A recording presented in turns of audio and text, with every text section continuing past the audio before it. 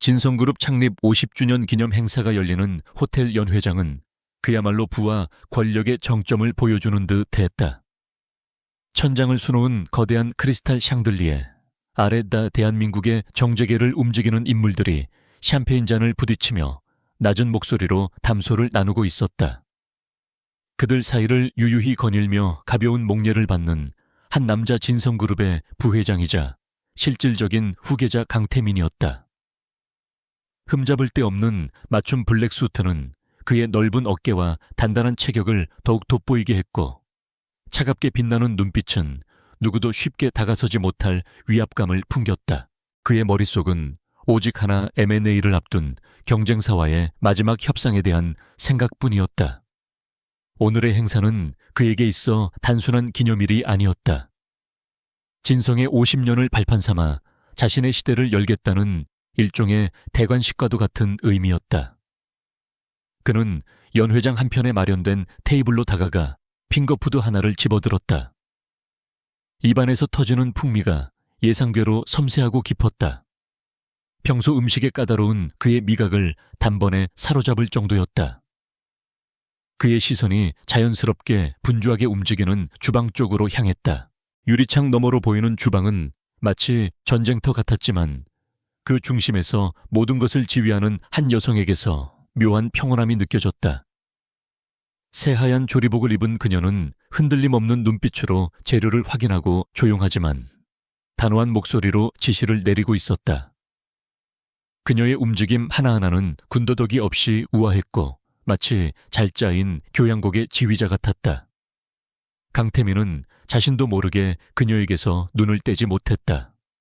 어디선가 본 듯한 얼굴 하지만 기억 저편의 흐릿한 잔상일 뿐 누구인지 떠오르지는 않았다. 그는 곧 자신의 쓸데없는 감상에 미간을 찌푸리며 고개를 돌렸다. 일개 요리사에게 신경 쓸 시간이 없었다. 마침 유력한 정치인이 다가와 악수를 청했고 그는 다시 냉철한 기업가의 얼굴로 돌아가 능숙하게 대화를 이어갔다. 행사는 성공적으로 무르익었고 강태민은 자신의 계획대로 모든 것이 완벽하게 흘러가고 있다는 사실에 만족했다. 진성그룹의 미래, 그리고 자신의 미래는 한치의 오차도 없이 창창해 보였다. 그는 자신의 손에 들린 샴페인 잔을 들어 올리며 승자의 미소를 지었다. 행사가 막바지에 다다를 무렵 연회장의 소란스러움 속에서 유독 맑게 울리는 아이들의 웃음소리가 강태민의 귀에 들어왔다. 그의 시선이 소리가 나는 곳으로 향했다. 연회장 입구 쪽 조금 전 그가 주목했던 여성 셰프가 4명의 아이들에게 둘러싸여 있었다. 아이들은 모두 똑같은 옷을 입고 있었는데 그 모습이 마치 인형 같았다. 그녀는 힘든 하루를 보상받기라도 하듯 아이들을 한 명씩 안아주며 따뜻한 미소를 짓고 있었다. 그 순간 강태민의 세상이 멈췄다. 아이들의 얼굴, 웃을 때 살짝 휘어지는 눈매, 오똑한 콧날, 다부진 인매까지. 그건 바로 자신의 어릴 적 모습 그 자체였다. 마치 거울을 수십 개로 쪼개어 놓은 듯한 착각. 한 명도 아니고 무려 4명의 아이가 자신과 똑같은 얼굴을 하고 있었다. 그의 손에 들려있던 샴페인 잔이 위태롭게 흔들렸다.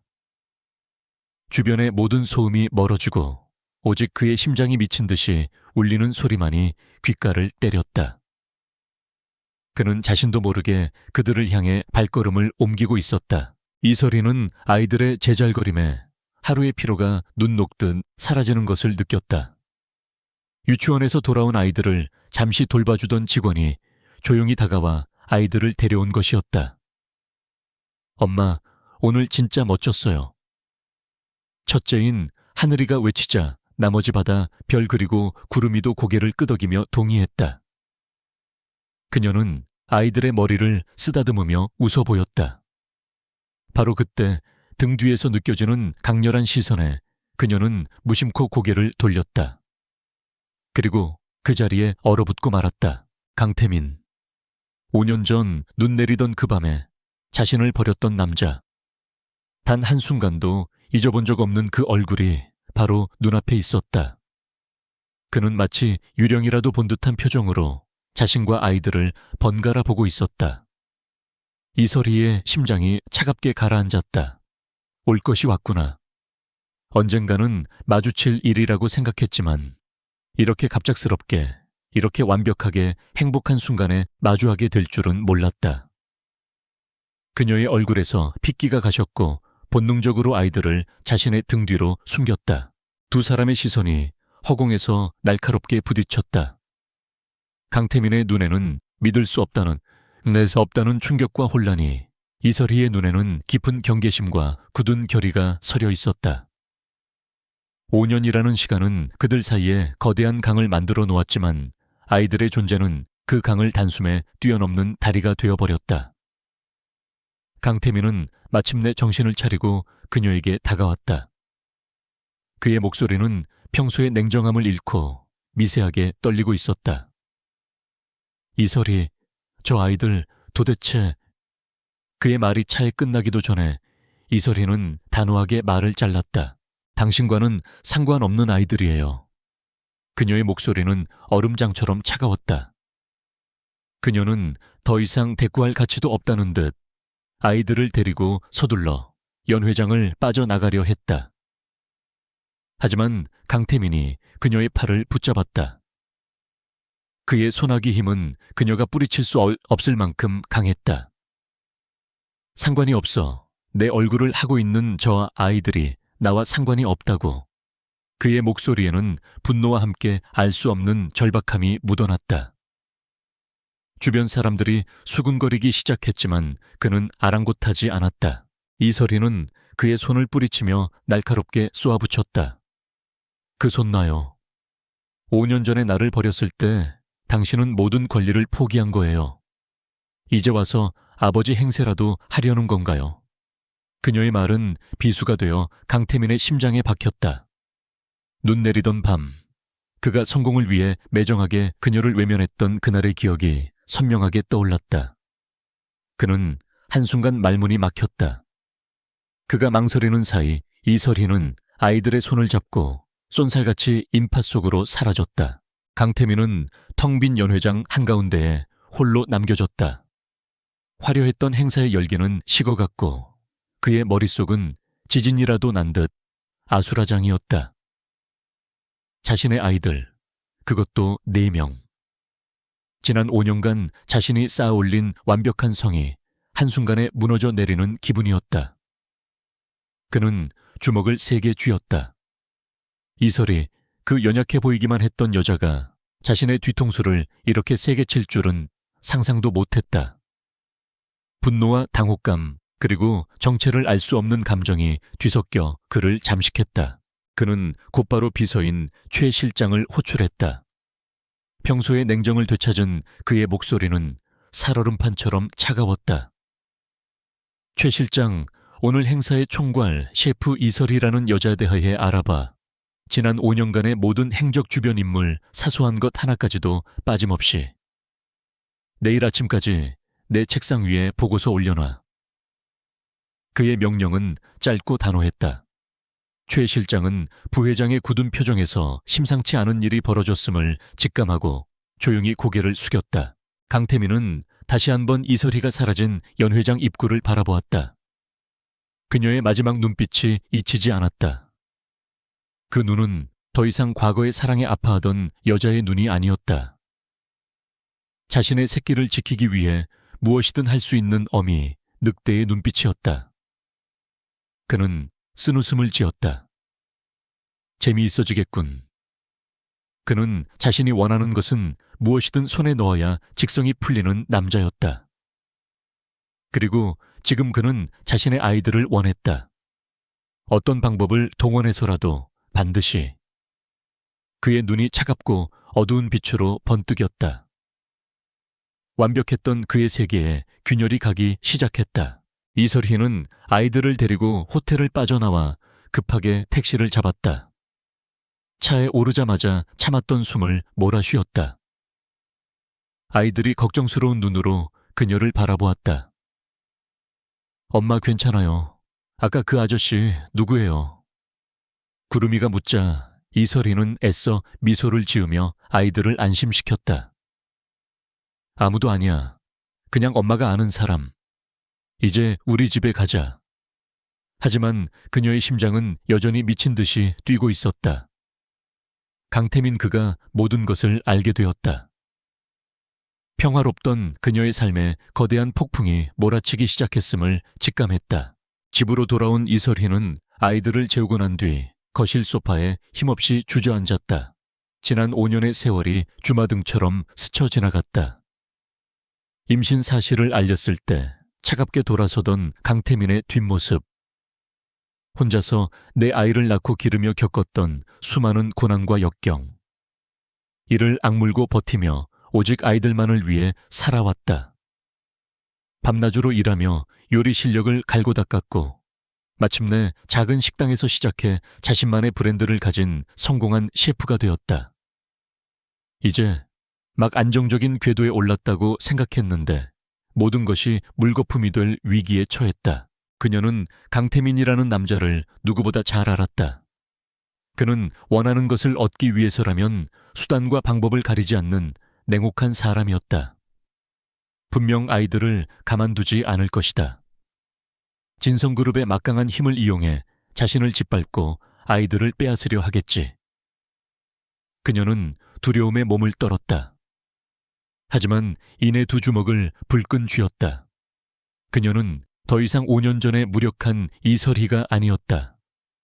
그녀에게는 지켜야 할 4개의 심장이 있었다. 아이들을 위해서라면 그녀는 악마와도 싸울 준비가 되어 있었다. 다음 날 아침 강태민의 사무실 책상 위에는 이설희에 대한 두툼한 보고서가 놓여 있었다. 그는 밤새 한숨도 자지 못했지만 피곤한 기색은 찾아볼 수 없었다. 보고서를 넘기는 그의 손길은 빠르고 정확했다.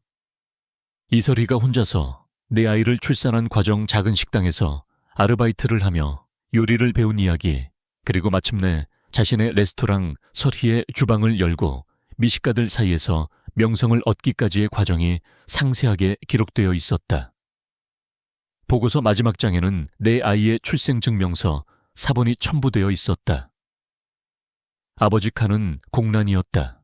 강태민은 보고서를 덮고 의자에 깊숙이 몸을 기댔다. 이설희가 혼자서 그 모든 고통을 감내했다는 사실이 그의 가슴을 무겁게 짓눌렀다. 하지만 그 감정은 아주 잠시였다. 그는 곧 이성을 되찾았다. 중요한 것은 아이들이 자신의 핏줄이라는 사실이었다. 진성그룹의 유일한 후계자인 자신에게 4명의 아이가 있다는 것은 그룹의 승계 구도 자체를 뒤흔들 수 있는 엄청난 변수였다. 특히나 정략 결혼을 앞두고 있는 이 시점에서는 더욱 그랬다. 그는 인터폰을 눌러 최 실장을 불렀다. 오늘 오후 이설희 셰프와의 약속을 잡아 어떤 핑계를 대서라도 내 사무실로 오게 해. 그의 목소리에는 한치의 망설임도 없었다. 이제 탐색전은 끝났다. 그는 직접 이설희를 만나 단판을 지을 생각이었다. 아이들을 되찾아와야 했다. 그것이 진성그룹을 위해서 그리고 그 자신을 위해서도 당연한 일이었다. 그는 창밖으로 펼쳐진 서울의 정형을 내려다보았다. 저 도시의 모든 것을 손에 쥔 그였지만 지금 그의 마음은 온통 어젯밤에 본 내 아이의 얼굴로 가득 차 있었다. 그의 소유욕과 야망이 다시 한번 고개를 들었다. 전쟁의 서막이 올랐다. 다음 날 이설희의 레스토랑, 설희의 주방은 평소와 다름없이 분주했다. 점심 영업을 막 끝낸 주방에서는 저녁 재료를 준비하는 소리와 냄새가 가득했다. 이설희는 직원들의 움직임을 확인하며 잠시 숨을 돌리고 있었다. 어젯밤의 충격적인 재회 이후 그녀는 뜬 눈으로 밤을 새웠지만 겉으로는 조금도 티를 내지 않았다. 불안감에 휩싸여 있을수록 더 단단해져야 했다. 그녀의 흔들리는 모습은 곧바로 아이들에게, 그리고 그녀가 책임져야 할 직원들에게 영향을 미칠 것이기 때문이었다. 그녀가 잠시 사무실에 들어와 장부를 정리하고 있을 때 휴대전화가 진동했다. 발신인은 모르는 번호였다. 망설이다 전화를 받자 정중하지만 기계적인 남자의 목소리가 흘러나왔다. 이설희 셰프님 되십니까? 저는 진성그룹 부회장실의 최 실장입니다. 그 말을 듣는 순간 이설희의 손에서 힘이 빠져나갈 뻔했다. 올 것이 왔구나. 그녀는 마른 침을 삼키고 최대한 평온한 목소리로 답했다. 네, 맞습니다만 무슨 일이시죠? 최 실장은 용건을 단도직입적으로 말했다. 강태민 부회장님께서 셰프님을 뵙고 싶어 하십니다. 오늘 오후 편하신 시간에 잠시 진성타워로 와주실 수 있겠습니까? 그것은 부탁의 형식을 띤 명령이었다. 거절할 수 없다는 것을 거절해도 소용없다는 것을 이설희는 잘 알고 있었다. 그녀는 잠시 창밖을 바라보았다. 화창한 가을 하늘 아래 사람들은 평화롭게 거리를 걷고 있었다. 하지만 그녀의 세계에는 이미 먹구름이 몰려오고 있었다. 그녀는 결심을 굳히고 대답했다. 알겠습니다. 3시에 찾아뵙죠. 전화를 끊은 이설희는 한동안 자리에 가만히 앉아 있었다. 강태민 그가 어떤 사람인지 너무나도 잘 알기에 앞으로 벌어질 일이 두려웠다. 그는 자신이 가진 힘으로 상대를 찍어 누르는데 익숙한 사람이었다. 돈 권력법, 그가 동원할 수 있는 무기는 셀 수 없이 많았다. 반면 자신에게는 아이들뿐이었다. 하지만 바로 그 아이들이 그녀를 세상에서 가장 강한 사람으로 만들었다. 그녀는 자리에서 일어나 옷매무새를 가다듬었다. 피할 수 없는 싸움이라면 정면으로 부딪혀야 했다. 약속 시간이 다가오자 이설희는 잠시 레스토랑 근처의 유치원에 들렀다. 유리창 너머로 내 아이가 다른 친구들과 어울려 해맑게 웃으며 놀고 있는 모습이 보였다. 하늘바다 별구름. 그녀의 세상이자 그녀가 살아가는 이유였다. 저 웃음을 지키기 위해서라면 그녀는 못할 일이 없었다. 아이들의 모습을 눈에 담은 그녀는 결연한 표정으로 발걸음을 돌렸다. 그녀는 일부러 평소에 잘 입지 않는 단정하면서도 힘이 느껴지는 검은색 정장을 꺼내 입었다. 갑옷을 입는 전사의 심정이었다. 진성타워의 위용은 멀리서부터 그녀를 압도했다. 하늘을 찌를 듯 솟은 유리와 강철의 성. 그 꼭대기 층에 앉아 세상을 내려다볼 강태민의 모습이 그려졌다. 그녀는 주눅들지 않으려 애쓰며 로비로 들어섰다. 최 실장이 미리 연락을 해둔 덕분에 그녀는 별다른 제지 없이 최상층 부회장실로 향하는 전용 엘리베이터에 오를 수 있었다. 엘리베이터가 상승하는 동안 느껴지는 미세한 압력이 마치 그녀의 심장을 짓누르는 것 같았다. 부회장실의 문이 열리자 거대한 통유리창 너머로 서울의 정형이 파노라마처럼 펼쳐졌다. 강태민은 창가에 서서 팔짱을 낀 채 도시를 내려다보고 있었다.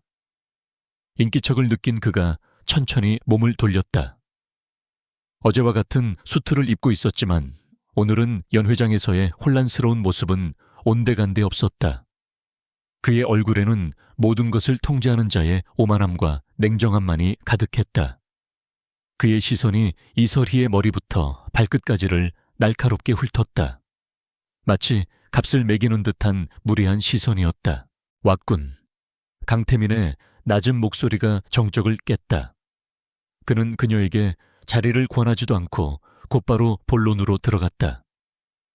그의 책상 위에는 어제 최 실장이 보고했던 서류 뭉치가 놓여 있었다. 그는 서류 위를 손가락으로 툭툭 치며 말했다. 어제는 경황이 없어서 제대로 대화를 못했지. 이 서류 읽어봤어. 지난 5년 혼자서 꽤나 고생한 것 같더군. 그의 목소리에는 동정이나 미안함 따위는 조금도 섞여 있지 않았다. 오직 사실관계를 확인하는 듯한 건조함 뿐이었다.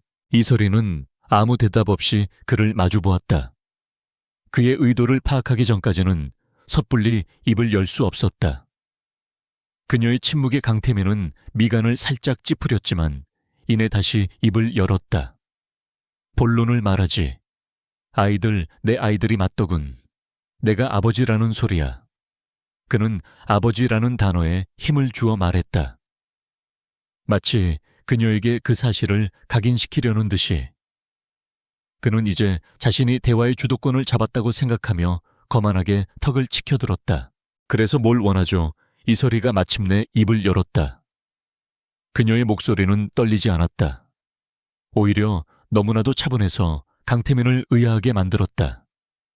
그는 잠시 그녀를 쳐다보다가 마치 관대한 처분을 내리는 왕처럼 말했다. 책임을 지겠다는 뜻이야. 아이들을 진성의 후계자로 받아들이겠다.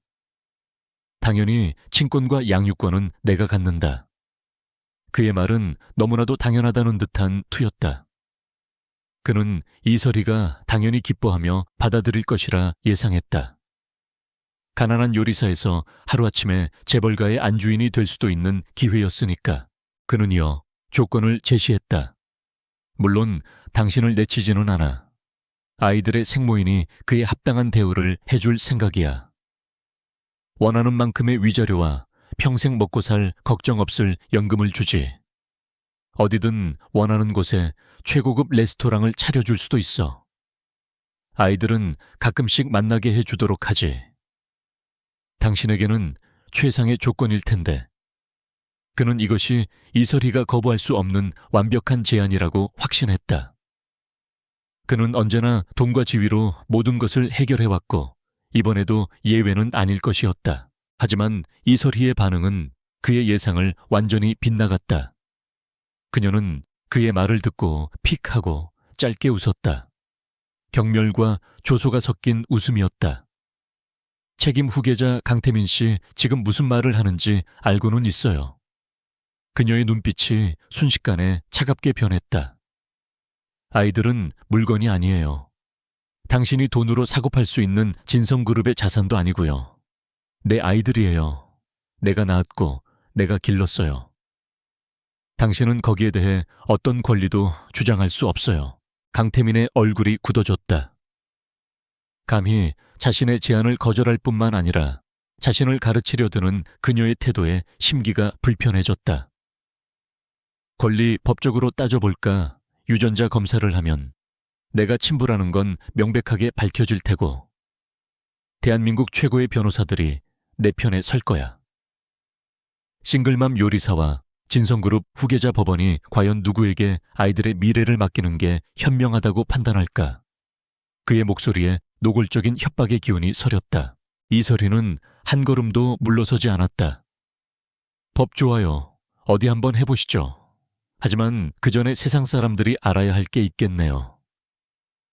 진성그룹의 완벽한 후계자 강태민 부회장님이 5년 전 임신한 여자를 어떻게 버렸는지, 그리고 이제 와서 그 아이들을 돈으로 빼앗으려 한다는 사실을 말이에요.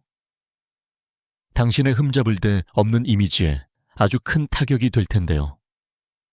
그녀의 말은 그의 가장 아픈 곳을 정확히 찔렀다. 후계자로서 그의 이미지는 그가 가장 중요하게 생각하는 자산 중 하나였다. 강태민은 순간 이성을 잃고 자리에서 벌떡 일어났다. 그가 책상을 주먹으로 내리치자 묵직한 굉음이 사무실을 울렸다. 감히 나를 협박하는 건가 그의 눈에 살기가 번뜩였다. 그는 언제나 자신의 발 아래 믿던 이설희가 이렇게까지 변했다는 사실을 믿을 수가 없었다. 예전에 그녀는 그저 순종적이고 사랑을 갈구하던 가녀린 여자일 뿐이었는데 5년이라는 시간은 그녀를 완전히 다른 사람으로 만들어 놓았다. 협박이 아니에요. 사실을 말하는 것뿐이죠. 이설희는 그의 분노 앞에서도 눈 하나 깜짝하지 않았다. 그녀는 자리에서 일어나 그에게 한 걸음 다가섰다. 그리고 그의 눈을 똑바로 쳐다보며 단어 하나하나에 힘을 주어 말했다. 똑똑히 들어요, 강태민 씨. 하늘이 바다, 별이 구름이. 내 아이들 절대 당신에게 못 줘요, 못 줘요. 차라리 내 목숨을 끊는 한이 있어도 내 아이들을 당신 같은 사람 손에 넘기지는 않을 거예요. 그러니 꿈 깨세요. 그녀의 말은 선전포고였다. 더 이상의 대화는 무의미했다. 이설희는 그에게 등을 보이고 사무실 문을 향해 걸어갔다. 그녀의 작지만 당당한 뒷모습을 보며 강태민은 아무 말도 할 수 없었다. 분노와 함께 생전 처음 느껴보는 종류의 패배감이 그를 덮쳤다. 문이 닫히는 소리가 나고 나서야 그는 참았던 숨을 거칠게 내쉬며 자리에 주저앉았다. 그는 완벽하게 얕보고 있었다. 이설희는 그가 생각했던 것보다 훨씬 강하고 영리한 상대였다. 그는 다시 창가로 다가가 도시를 내려다보았다. 모든 것이 자신의 발 아래 있는 것 같았지만 정작 가장 중요한 것을 놓치고 있었다. 아이들의 얼굴이 눈앞에 아른거렸다. 자신과 똑같이 생긴 4개의 얼굴. 소유하고 싶다는 욕망이 아니 되찾아야 한다는 본능이 그의 온몸을 지배했다. 그는 결코 포기할 남자가 아니었다. 이설희가 정면으로 나온다면 그 역시 모든 수단을 동원해 그녀를 무너뜨릴 생각이었다. 그의 입가에 차갑고 잔인한 미소가 걸렸다. 이제부터 시작이었다. 진짜 전쟁은. 진성타워를 나선 이설희의 등은 꼿꼿했다. 조금의 흐트러짐도 보이지 않으려 애썼지만 엘리베이터 문이 닫히고 혼자가 되자마자 그녀는 가쁘게 숨을 몰아쉬었다. 강태민의 그 오만한 얼굴과 협박이 섞인 목소리가 귓가에 맴돌았다. 전쟁은 시작되었다. 그녀는 이미 예상하고 있었지만 막상 현실로 닥치니 온몸의 피가 차갑게 식는 듯 했다. 하지만 두려움에 떨고 있을 시간은 없었다. 그녀는 이미 4아이의 세상을 책임지고 있는 엄마였다. 레스토랑으로 돌아온 그녀는 아무 일도 없었다는 듯 다시 주방으로 들어갔다. 저녁 영업 준비로 분주한 직원들 사이에서 그녀는 묵묵히 자신의 일을 했다. 칼질 소리 끓어오르는 소스 냄새 분주한 발걸음 소리. 이 익숙한 혼돈 속에서 그녀는 잠시 안정을 찾았다. 이곳은 지난 5년간 그녀가 피와 땀으로 일궈낸 성이었다. 강태민이 돈과 권력으로 모든 것을 살 수 있다고 믿는다면 자신은 실력과 노력으로 이 자리에 섰다는 것을 증명해 보이고 싶었다. 저녁 영업이 끝나고 직원들을 모두 돌려보낸 뒤 그녀는 텅 빈 레스토랑에 홀로 남았다. 창밖으로 어둠이 내린 도시에 불빛이 보였다. 5년 전 바로 저 불빛 중 하나가 자신과 태민의 보금자리였다. 행복했던 기억, 그리고 모든 것이 산산조각 났던 그날의 기억이 파도처럼 밀려왔다. 그녀는 눈을 감았다. 잊었다고 생각했지만 그날의 풍경은 마치 어제 일처럼 선명하게 떠올랐다. 차가운 공기, 하염없이 내리던 눈, 그리고 그의 비정한 뒷모습까지. 시간은 5년 전 겨울로 거슬러 올라갔다. 서울의 변두리에 위치한 작은 오피스텔. 창밖에는 한방눈이 펑펑 내리고 있었다. 이설희는 갓 끓인 따뜻한 김치찌개 냄새가 퍼지는 작은 부엌에서 행복에 겨워 조용히 콧노래를 불렀다. 그녀의 배는 아직 눈에 띄게 부르지는 않았지만 그 안에는 새로운 생명이 자라고 있었다. 곧 퇴근할 태민에게 이 기쁜 소식을 어떻게 전할까 설레는 마음으로 그를 기다리고 있었다. 그녀에게 강태민은 세상의 전부였다. 고아로 자란 그녀에게 처음으로 따뜻한 가족이 되어준 사람이었다. 진성그룹의 후계자라는 사실을 알았을 때 잠시 망설였지만 그의 진심 어린 사랑 앞에서 모든 두려움은 눈 녹듯 사라졌다. 그는 언젠가 집안의 반대를 무릅쓰고 그녀와 함께하겠다고 약속했었다. 그녀는 그 약속을 굳게 믿었다. 그래서 그의 아이를 가졌다는 사실은 그녀에게 더 없는 축복이었다. 현관문 비밀번호 누르는 소리가 들리고 태민이 들어왔다.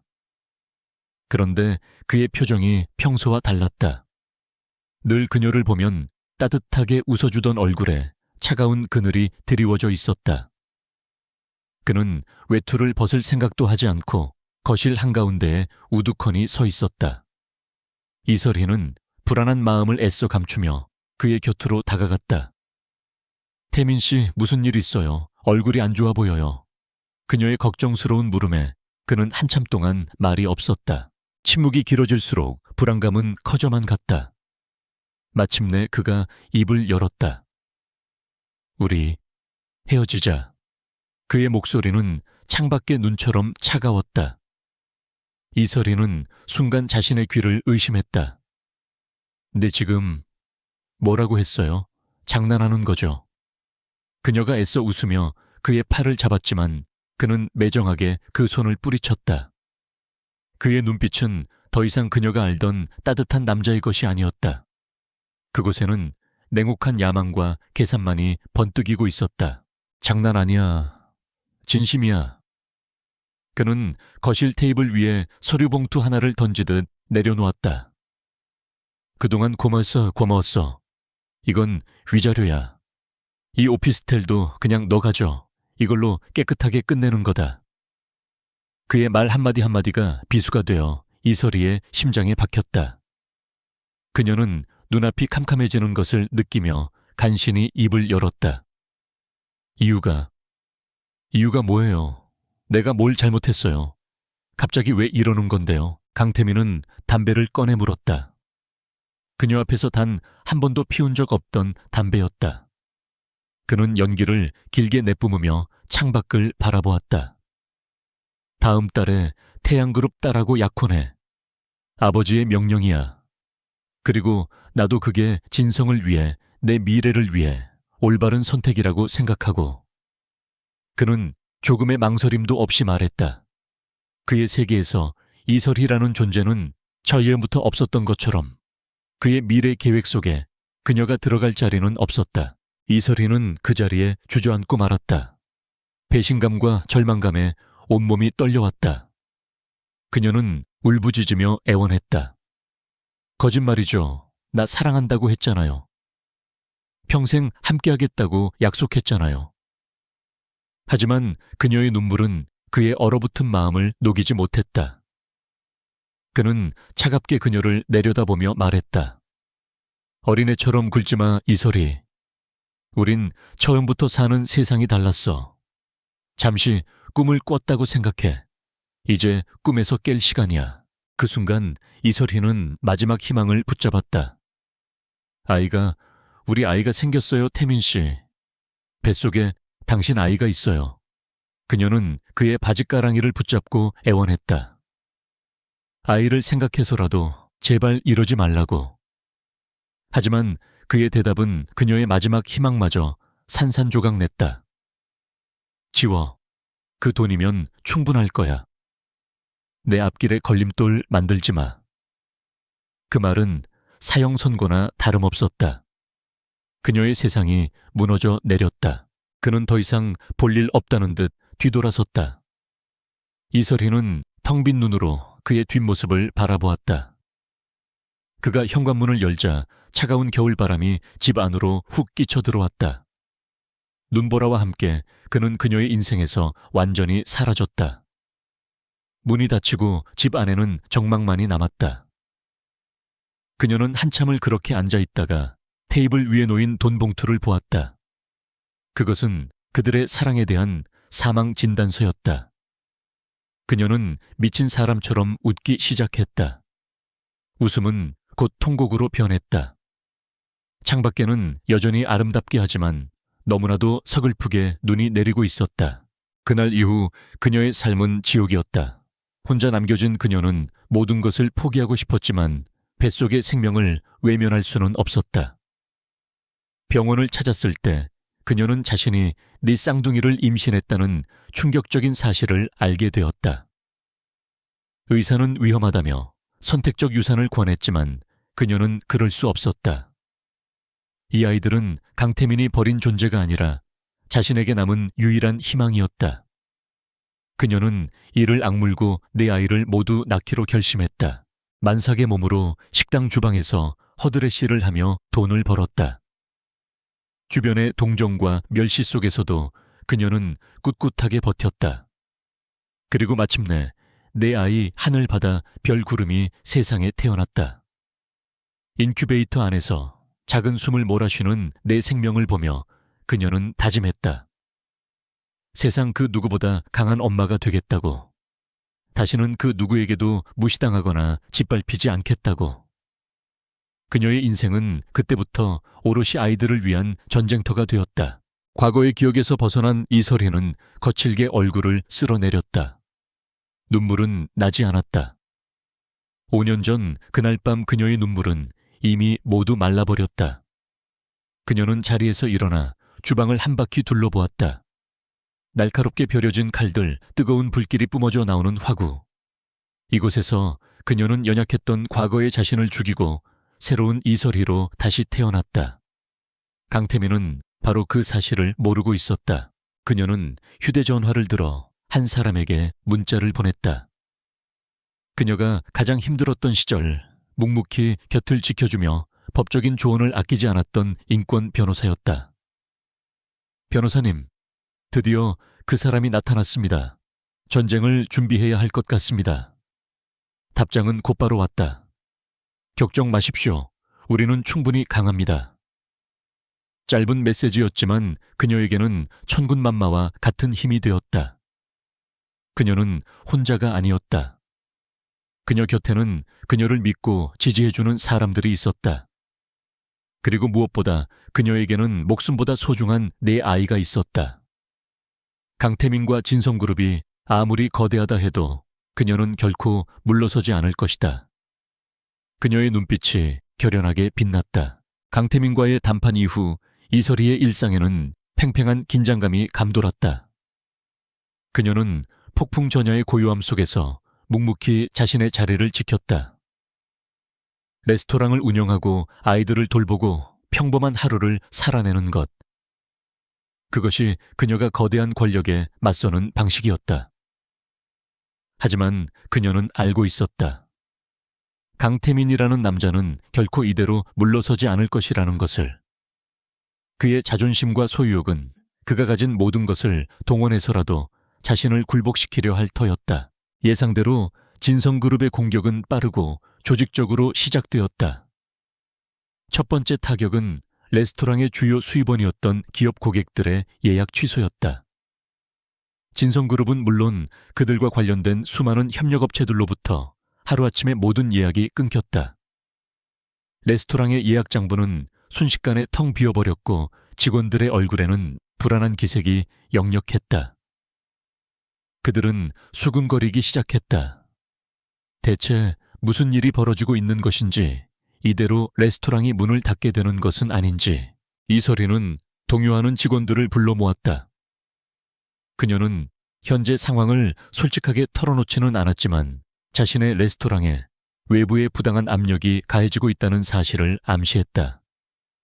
그리고 흔들림 없는 목소리로 말했다. 지금 우리에게 위기가 찾아온 것은 사실입니다.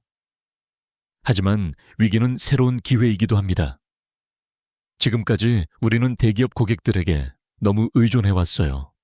이제는 우리 요리의 진정한 가치를 알아주는 일반 고객들에게 집중할 때입니다. 그녀는 절망 대신 새로운 전략을 제시했다. 신메뉴 개발, 소셜미디어를 통한 적극적인 홍보, 그리고 단골 고객들을 위한 특별 이벤트. 그녀의 침착하고 단호한 태도에 직원들은 조금씩 안정을 되찾았다. 그들은 이설희라는 셰프가 가진 실력과 리더십을 믿었다. 그녀의 지휘 아래 레스토랑 설희의 주방은 새로운 활로를 모색하기 시작했다. 하지만 강태민의 공격은 거기서 그치지 않았다. 두 번째 공격은 훨씬 더 교묘하고 악랄했다. 레스토랑의 주방 심장부라 할 수 있는 식자재 공급망을 흔들기 시작한 것이다.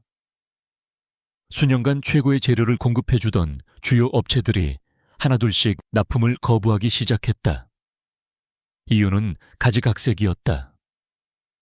갑작스러운 생산 차질 내부 사정, 심지어는 아무런 이유도 대지 않고 일방적으로 거래를 끊는 곳도 있었다.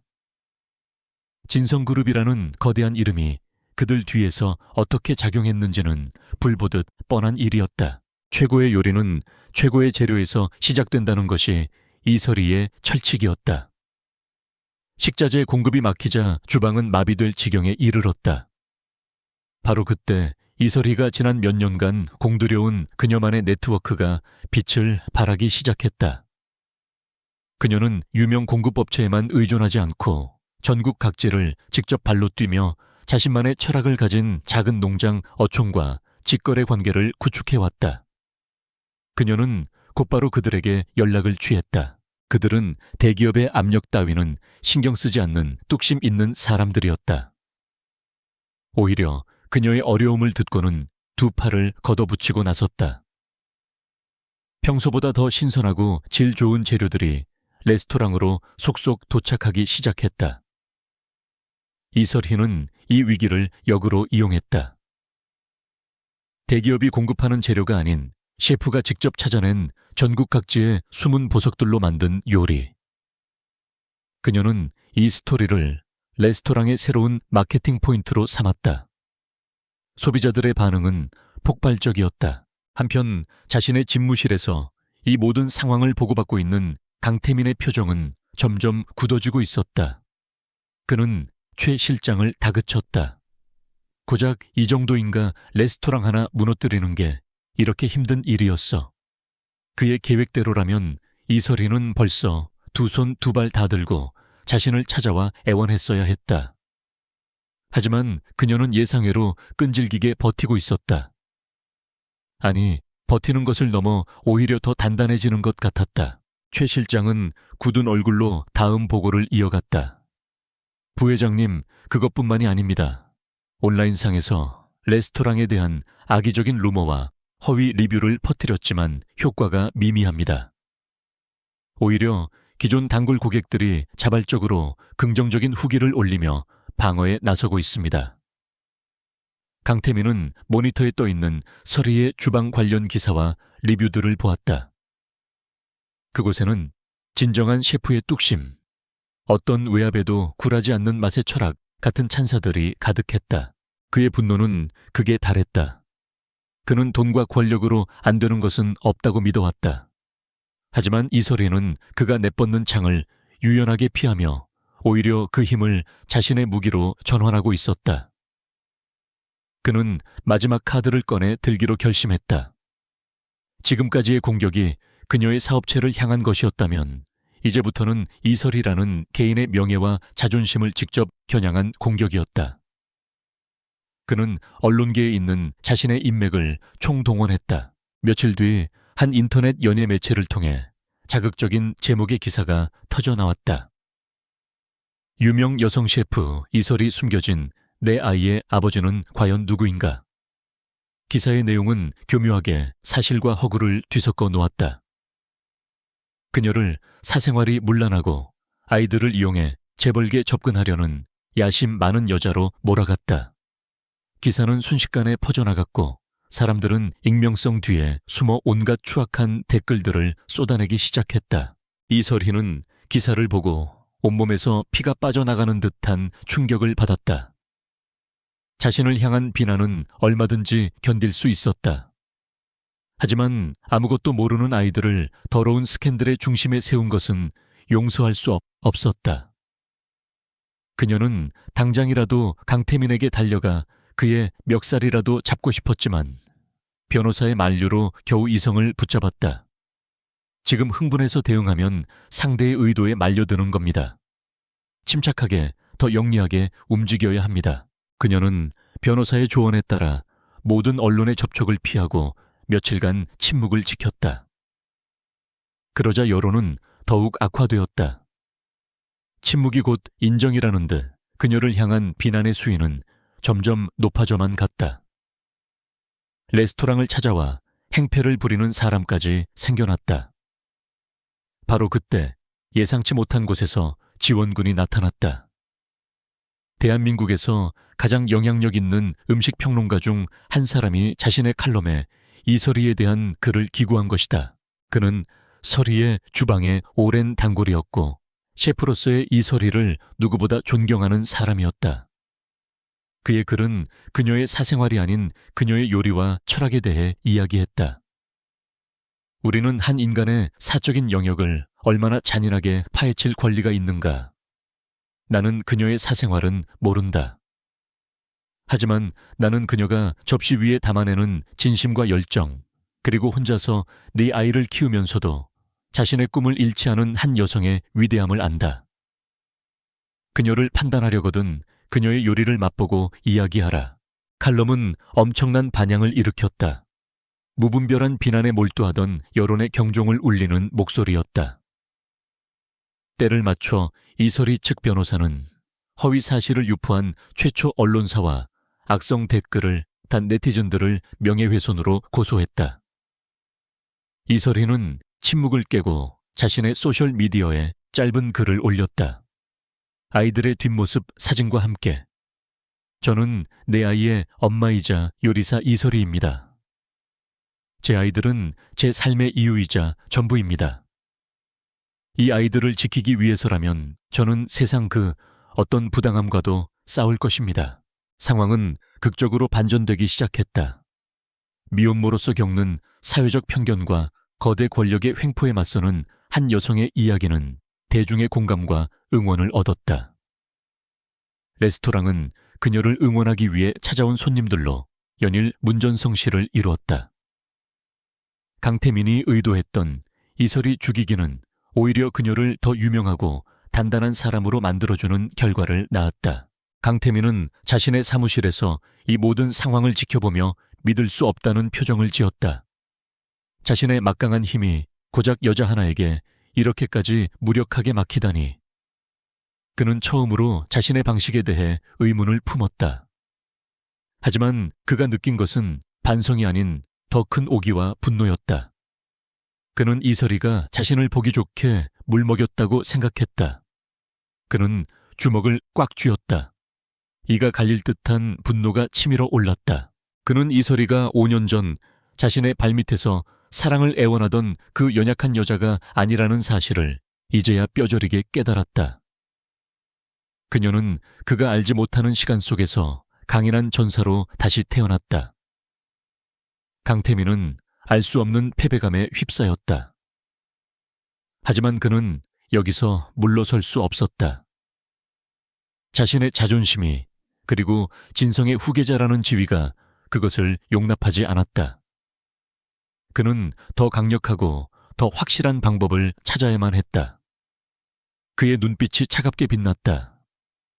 그가 스스로 해결할 수 없다면 이제 그의 뒤에 있는 더 거대한 힘을 움직일 때였다. 강태민이 동원한 모든 압박이 이설희 앞에서 무력하게 무너졌다.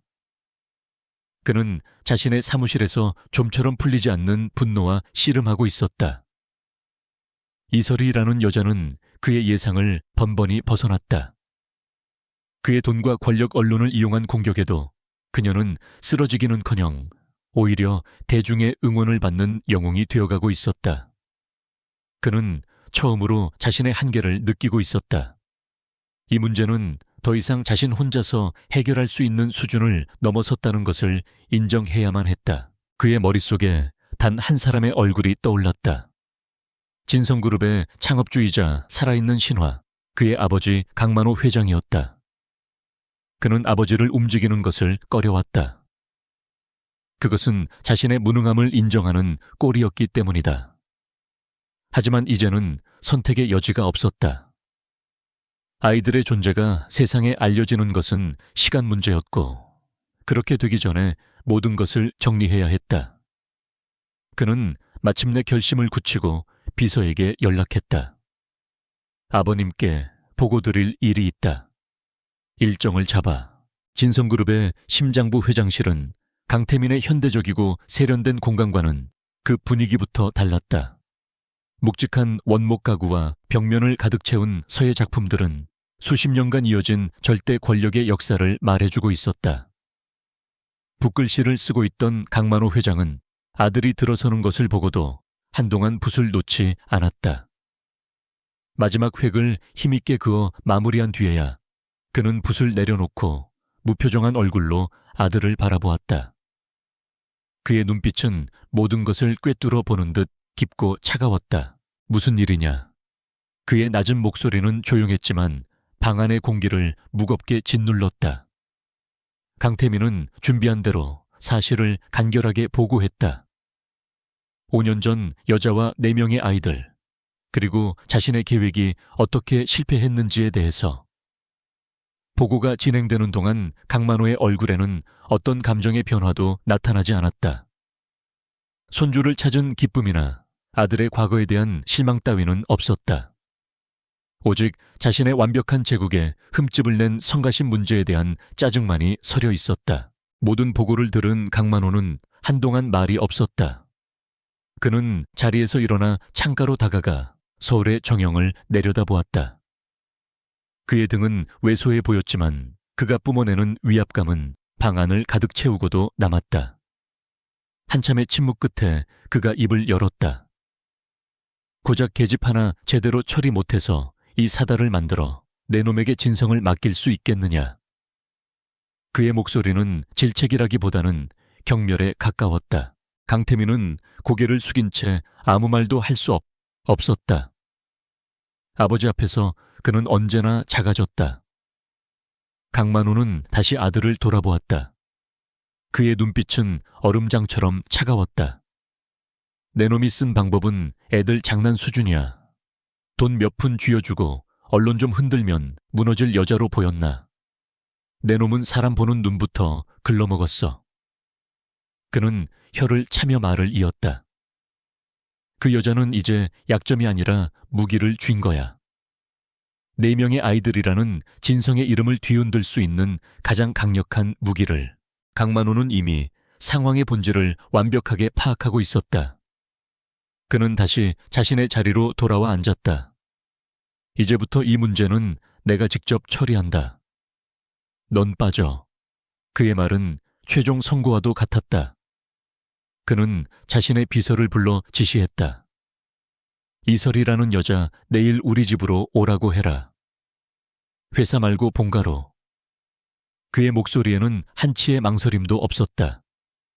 그는 이 문제가 공적인 업무가 아닌 집안의 수치이며 가장 사적인 공간에서 가장 확실한 방법으로 처리해야 할 일이라고 판단한 것이다. 다음 날 이설희는 낯선 번호로 걸려온 전화를 받았다. 전화를 건 사람은 자신을 진성그룹 회장 비서실 소속이라고 밝히며 강만호 회장이 개인적으로 뵙고 싶어 한다는 말을 전했다. 장소는 진성타워가 아닌 평창동에 위치한 회장의 자택이었다. 강태민이 아닌 강만호 회장. 그 이름이 주는 무게감은 차원이 달랐다.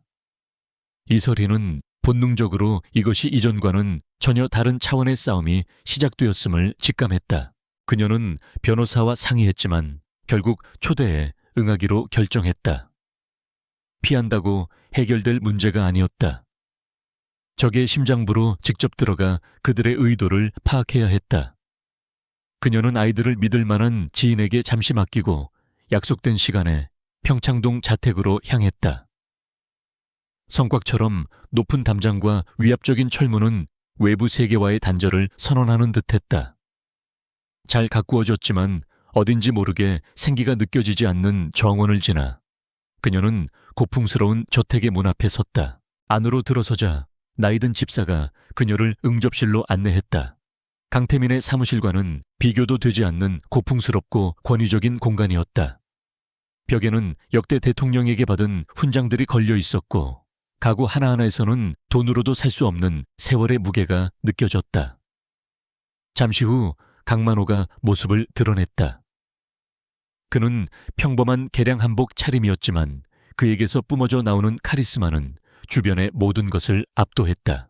그는 이설희의 맞은편 소파에 앉아 그녀를 조용히 관찰했다.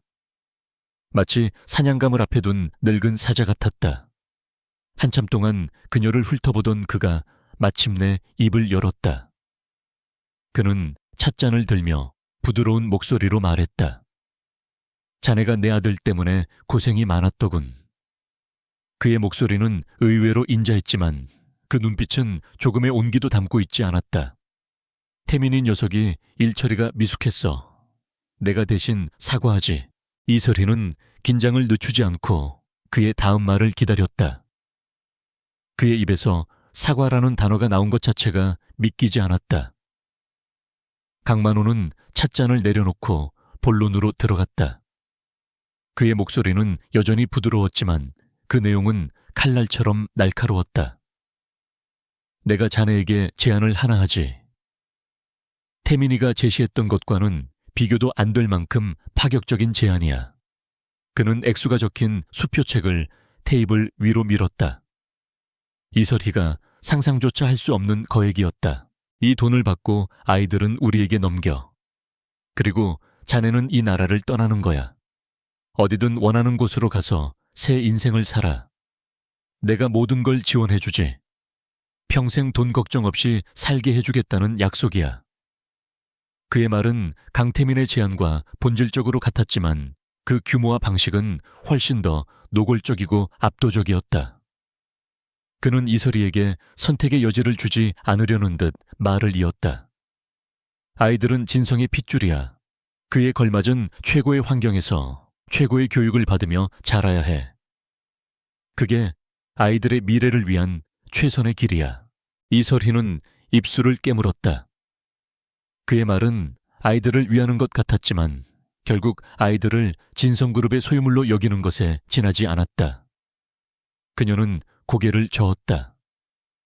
회장님, 제 아이들의 미래는 제가 결정합니다. 돈으로 아이들을 팔 생각은 없습니다. 그녀의 단호한 대답에 강만호의 눈썹이 미세하게 꿈틀거렸다.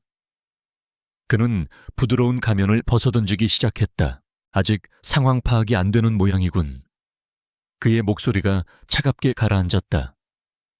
내가 지금 자네와 협상을 하는 것처럼 보이나 이건 통보야. 자네에게 주어진 선택지는 두 가지뿐이야. 내 제안을 받아들이고 조용히 사라지거나 아니면 모든 것을 잃고 비참하게 무너지거나. 그는 몸을 앞으로 기울이며 나지막이 속삭였다. 그의 목소리는 뱀처럼 교활하고 위협적이었다. 만약 내 제안을 거절한다면 자네는 아이들을 다시는 볼 수 없게 될 거야. 내가 그렇게 만들 거니까. 탈세위생법 위반 식자재 비리. 없는 죄도 만들어낼 수 있는 게 나야. 자네는 온갖 죄를 뒤집어쓰고 감옥에서 썩게 되겠지. 아이들은 아동보호시설로 보내졌다가 결국 친권을 가진 우리 집안으로 오게 될 거고. 아이들 기억 속에서 엄마라는 존재는 범죄자로 희미하게 남게 될 뿐이야. 과연 그게 아이들을 위한 길일까? 그것은 단순한 협박이 아니었다. 그는 진심이었다. 그에게는 그 모든 것을 실행에 옮길 힘이 있었다. 이설희는 온몸에서 소름이 돋는 것을 느꼈다. 강태민의 공격은 어린애 장난처럼 느껴질 정도의 거대하고 잔인한 악이었다. 그녀는 온몸이 떨려왔지만 아이들의 얼굴을 떠올리며 간신히 정신을 붙잡았다. 그녀는 그의 눈을 똑바로 쳐다보며 떨리는 목소리로 마지막 힘을 쥐어짰다. 회장님, 그 제안은 받아들일 수 없습니다. 강만호는 그녀의 대답을 듣고는 잠시 그녀를 쳐다보다가 이내 흥미를 잃었다는 듯 고개를 돌렸다. 어리석군. 기회를 줬을 때 잡았어야지. 그는 자리에서 일어나며 집사를 불렀다. 손님 배웅해드려라. 그는 더 이상 이설희에게 눈길 한 번 주지 않고 서재로 사라졌다. 그녀는 인간이 아닌 치워버려야 할 장애물에 불과했다. 이설희는 텅 빈 응접실에 홀로 남아 망연자실했다. 강태민은 그저 시작에 불과했다. 진짜 적은 그 뒤에 숨어있는 거대하고 무자비한 괴물 강만호와 진성그룹 그 자체였다. 그녀는 더 이상 방어만으로는 가족을 지킬 수 없다느나 제일 없다는 것을 깨달았다. 이제는 그녀가 공격할 차례였다. 강만호의 저택에서 나온 이설희는 집으로 돌아가는 내내 아무 생각도 할 수 없었다. 머릿속이 하얗게 비어버린 것 같았다. 강만호가 내뱉은 말들은 단순한 협박이 아니었다. 그것은 거대한 권력이 한 개인의 삶을 어떻게 합법적으로 파괴할 수 있는지에 대한 상세한 시나리오였다. 그녀는 레스토랑 주방의 뜨거운 불길보다 날카로운 칼날보다 더 차갑고 잔인한 현실과 마주했다. 방어만으로는 아이들을 지킬 수 없다는 사실을 뼈저리게 깨달았다. 집에 돌아와 잠든 아이들의 얼굴을 보자 그녀의 마음속에서 뜨거운 무언가가 치밀어 올랐다. 이 천사 같은 아이들의 기억 속에서 자신이 범죄자로 남게 될지도 모른다는 상상만으로도 숨이 막혔다. 그녀는 눈물을 흘리지 않았다. 대신 그녀의 눈은 차갑게 빛나기 시작했다. 슬픔과 두려움이 있던 자리를 이제는 맹렬한 투지가 채우고 있었다. 그녀는 더 이상 물러설 곳이 없었다. 벼랑 끝에 몰린 짐승은 마지막 힘을 다해 상대를 물어뜯는 법이다. 그날 밤 이설이는 잠들지 못하고 거실에 앉아 과거의 기억들을 퍼즐처럼 맞추기 시작했다. 강태민과 함께했던 시간들, 사랑이라는 이름 아래 무심코 지나쳤던 그의 말과 행동들 속에 분명 무언가 단서가 있을 터였다. 그는 일에 미쳐 사는 남자였고 종종 집에서도 서류를 들여다보거나 중요한 통화를 하곤 했다. 그녀는 당시에는 이해하지 못했던 전문 용어들, 그가 무심코 흘렸던 프로젝트 이름들, 짜증 섞인 목소리로 언급했던 인물들의 이름을 하나씩 떠올렸다. 그녀의 기억 속에서 희미한 조각 하나가 떠올랐다. 태민이 아주 중요한 계약을 앞두고 극도로 예민해져 있던 어느 날 밤이었다. 그는 누군가와 통화하며 유령이라는 단어를 반복해서 사용했다. 유령 계좌 처리는 어떻게 되어가고 있어? 이번 건은 꼬리 잡히면 절대 안 돼. 스위스 쪽 라인은 확실한가? 당시에는 그저 영화에나 나올 법한 이야기라고 생각하고 넘겼지만 지금 생각해보니 그것은 진성그룹의 비자금과 관련된 대화였을 가능성이 높았다. 다음 날 아침 이설희는 곧바로 자신의 변호사를 찾아갔다. 그녀는 더 이상 법적인 방어에만 머물러 있을 수 없다고 선언했다. 저에게는 창이 필요해요. 강만호 회장과 진성그룹의 심장을 직접 겨눌 수 있는 날카로운 창이요. 변호사는 그녀의 결연한 눈빛을 보고 잠시 망설였지만 이내 고개를 끄덕였다. 그 역시 강만호의 협박 내용을 전해 듣고 분노하고 있었다. 그는 이것이 단순히 양육권 분쟁이 아닌 거대 악과의 싸움이라는 것을 인지했다. 변호사는 자신이 아는 사람 중에 최고의 실력을 가진 금융 전문가를 소개해 주었다. 그는 과거 대형 회계법인에서 기업 비리를 파헤치는 일을 했지만 거대 자본의 압력에 환멸을 느끼고 독립한 인물이었다. 그는 진성그룹 같은 재벌들의 어두운 이면을 누구보다 잘 알고 있었다. 이설희는 그를 만나 자신이 기억하는 모든 단서들을 털어놓았다. 유령 계좌, 스위스, 그리고 태민이 언급했던 몇몇 페이퍼 컴퍼니의 이름들. 전문가는 이설희가 내놓은 정보의 가치를 즉시 알아보았다. 이건 단순한 비자금 수준이 아닐 수 있습니다. 정관계 로비나 불법적인 M&A 자금으로 흘러 들어갔을 가능성이 높습니다. 만약 연결고리를 찾아낸다면 진성그룹 전체를 뒤흔들 수 있는 엄청난 무기가 될 겁니다. 그는 조심스럽게 그리고 은밀하게 진성그룹의 자금 흐름을 추적하기 시작했다. 이설희는 자신의 전 재산을 털어 그의 조사 비용을 지원했다. 그것은 그녀의 마지막 희망을 건 도박이었다. 한편 강태민은 아버지 강만호가 이설희를 만났다는 사실을 뒤늦게 알게 되었다. 그는 아버지가 어떤 식으로 일을 처리하는지 잘 알고 있었기에 불안한 마음에 회장실을 찾았다. 강만호는 마치 아무 일도 없었다는 듯 태연하게 차를 마시고 있었다. 그 계집은 어떻게 하셨습니까? 강태민의 물음에 강만호는 찻잔을 내려놓고 비릿한 미소를 지었다. 선택권을 줬지. 내 며느리가 될 자격은 없으니 돈 받고 조용히 꺼지든가 아니면 범죄자가 되어 아이들을 빼앗기든가.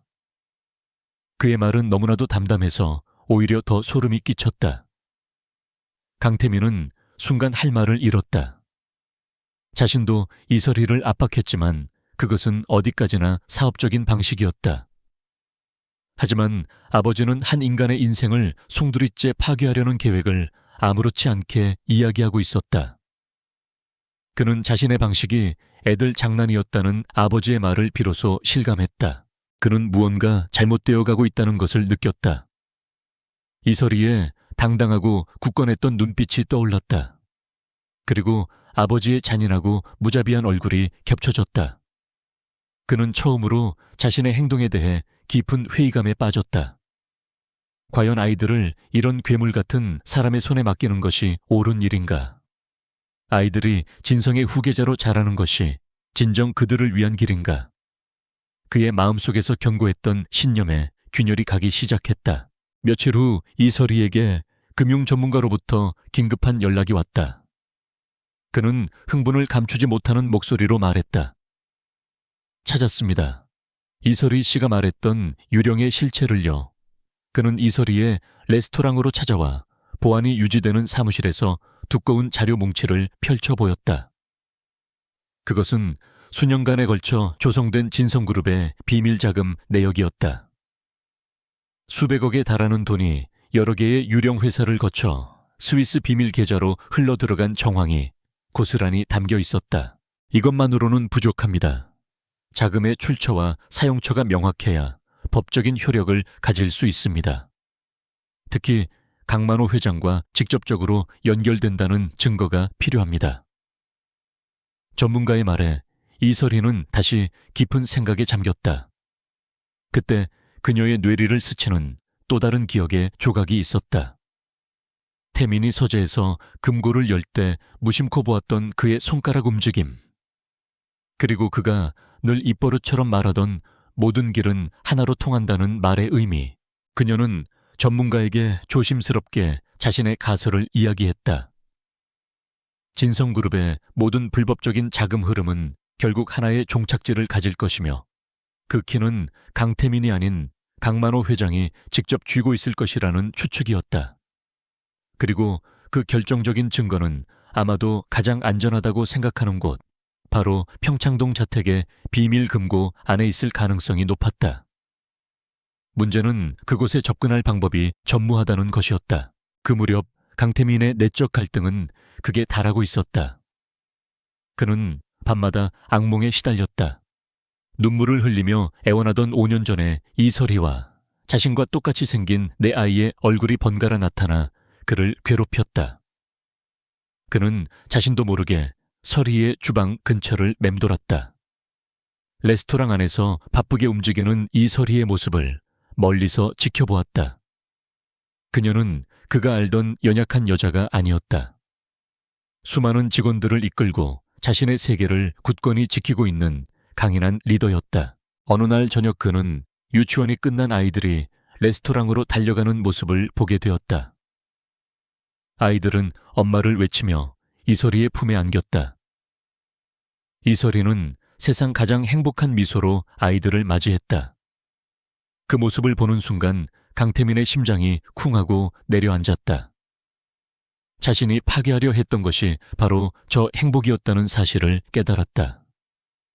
그는 자신의 아이들에게서 세상 유일한 버팀목인 엄마를 빼앗으려 했던 괴물이었다. 참을 수 없는 자기 혐오가 몰려왔다. 그는 술에 취해 비틀거리며 평창동 본가로 향했다. 마침 서재에서 무언가를 보고 있던 강만호와 마주쳤다.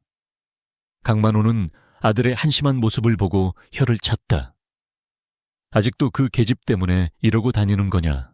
그 말에 강태민의 억눌려왔던 감정이 폭발했다. 아버지, 제발 그만하십시오.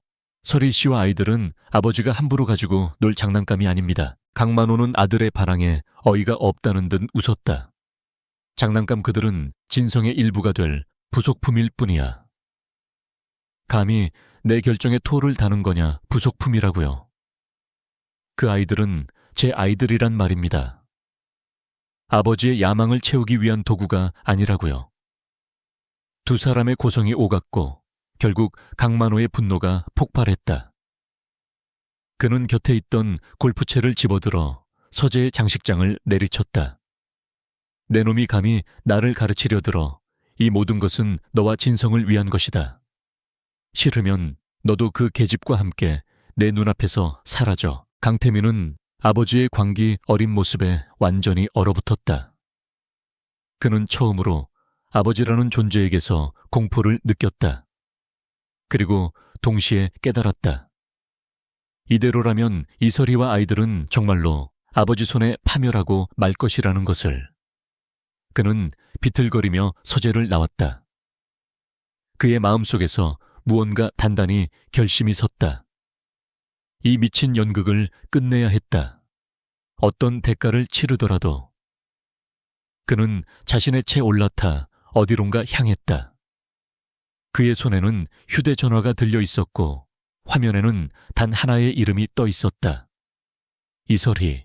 아버지와의 격렬한 언쟁 끝에 집을 뛰쳐나온 강태민의 머릿속은 지옥도와 같았다. 광기에 찬 아버지의 모습과 그 앞에서 아무것도 할 수 없었던 자신의 무력함이 그를 올감했다. 그는 더 이상 진성그룹의 후계자가 아니었다. 그저 사랑했던 여인과 자신의 아이들을 괴물의 소나기에서 구해내야 하는 한 명의 남자일 뿐이었다. 그는 차를 세우고 떨리는 손으로 휴대전화를 들었다. 화면에 떠있는 이설희라는 이름을 한참 동안 바라보다가 마침내 통화 버튼을 눌렀다. 늦은 밤 걸려온 낯선 번호에 이설희는 잠시 망설였지만 이내 직감적으로 전화를 받았다. 수화기 너머에서는 거친 숨소리와 함께 익숙한 목소리가 들려왔다. 나야. 강태민이었다. 그의 목소리는 평소의 냉정함과 오만함은 온데간데 없이 깊은 절망과 혼란에 잠겨 있었다. 이설희는 순간 경계심을 곤두세웠다. 이 시간에 무슨 일이죠? 또 무슨 꿍꿍기속이에요? 그녀의 목소리는 얼음장처럼 차가웠다. 꿍꿍이, 아니야. 제발 그냥 한 번만 만나줘. 진성그룹 부회장이 아니라 그냥 아이들 아빠로서 부탁하는 거야. 그의 목소리에는 애원이 담겨 있었다. 이설희는 그의 진심을 믿을 수 없었지만 그의 목소리에 실린 처절함은 연기가 아닌 듯 했다. 무언가 심상치 않은 일이 벌어지고 있음을 직감했다. 그녀는 잠시 고민하다가 짧게 대답했다. 내일 아침 레스토랑 문 열기 전에 오세요. 단 10분이에요. 다음날 아침 약속된 시간에 강태민이 레스토랑을 찾아왔다. 밤새 한숨도 자지 못한 듯 그의 얼굴은 수척했고 완벽하게 다려져 있던 수트는 구겨져 있었다. 그는 마치 죄인처럼 고개를 숙인 채 이설희의 앞에 섰다. 이설희는 아무 말 없이 그에게 따뜻한 차 한 잔을 건넸다. 그는 말없이 차를 받아 들었지만 마시지는 못하고 잔을 든 손을 가늘게 떨고 있었다. 한참의 침묵 끝에 그가 어렵게 입을 열었다. 도망쳐 설희야. 아이들 데리고 아무도 찾을 수 없는 곳으로. 이설희는 그의 뜬금없는 말에 미간을 찌푸렸다. 도망치라니요. 이제 와서 그게 무슨 소리예요. 강태민은 고개를 들어 그녀를 바라보았다. 그의 눈은 붉게 충혈되어 있었다. 우리 아버지가 어떤 사람인지 넌 상상도 못해. 그분은 자신이 원하는 것을 얻기 위해서라면 무슨 짓이든 할 사람이야. 법도 윤리도 그분 앞에서는 아무 소용없어. 내가 막아보려고 했지만 소용없었어. 그분은 괴물이야. 그의 말을 통해 이설희는 강만호 회장이 상상 이상으로 위험한 인물임을 다시 한번 확인했다. 하지만 그녀는 도망칠 생각이 없었다. 그래서요, 당신은 아버지 뒤에 숨어서 이 모든 걸 지켜만 보겠다는 건가요? 5년 전처럼 그녀의 날카로운 지적에 강태민은 고개를 떨구었다. 아니, 이번에는 달라. 내가 어떻게든 막을 거야. 그러니 제발 내가 시간을 버는 동안 멀리 떠나 있어. 이건 부탁이야. 그의 말은 진심처럼 들렸다. 하지만 이설희는 더 이상 그를 믿을 수 없었다. 당신이 뭘 할 수 있는데요? 그녀의 차가운 물음에 그는 대답하지 못했다. 그는 아직 구체적인 계획이 없었다. 그저 이설희와 아이들을 안전한 곳으로 피신시켜야 한다는 생각뿐이었다. 이설희는 자리에서 일어났다. 10분 지났네요. 돌아가세요. 그리고 강태민 씨 한 가지는 분명히 하죠. 나는 도망치지 않아요.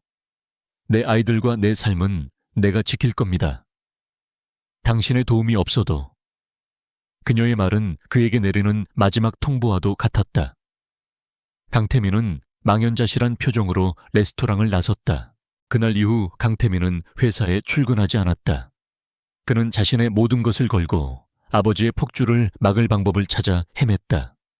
동시에 그는 이전보다 더 자주 아이들의 주변을 맴돌기 시작했다. 유치원 근처 공원 벤치에 앉아 아이들이 노는 모습을 몇 시간이고 지켜보았다. 하늘이는 리더십이 강했고 바다는 조용히 책 읽기를 좋아했으며 별이는 그림 그리기를, 구름이는 친구들과 어울려 뛰어놀기를 좋아했다. 아이들의 모습을 하나하나 눈에 담을 때마다 그의 가슴은 미어지는 듯했다. 어느 날 오후 구름이가 다른 아이와 부딪혀 넘어지면서 무릎이 까졌다.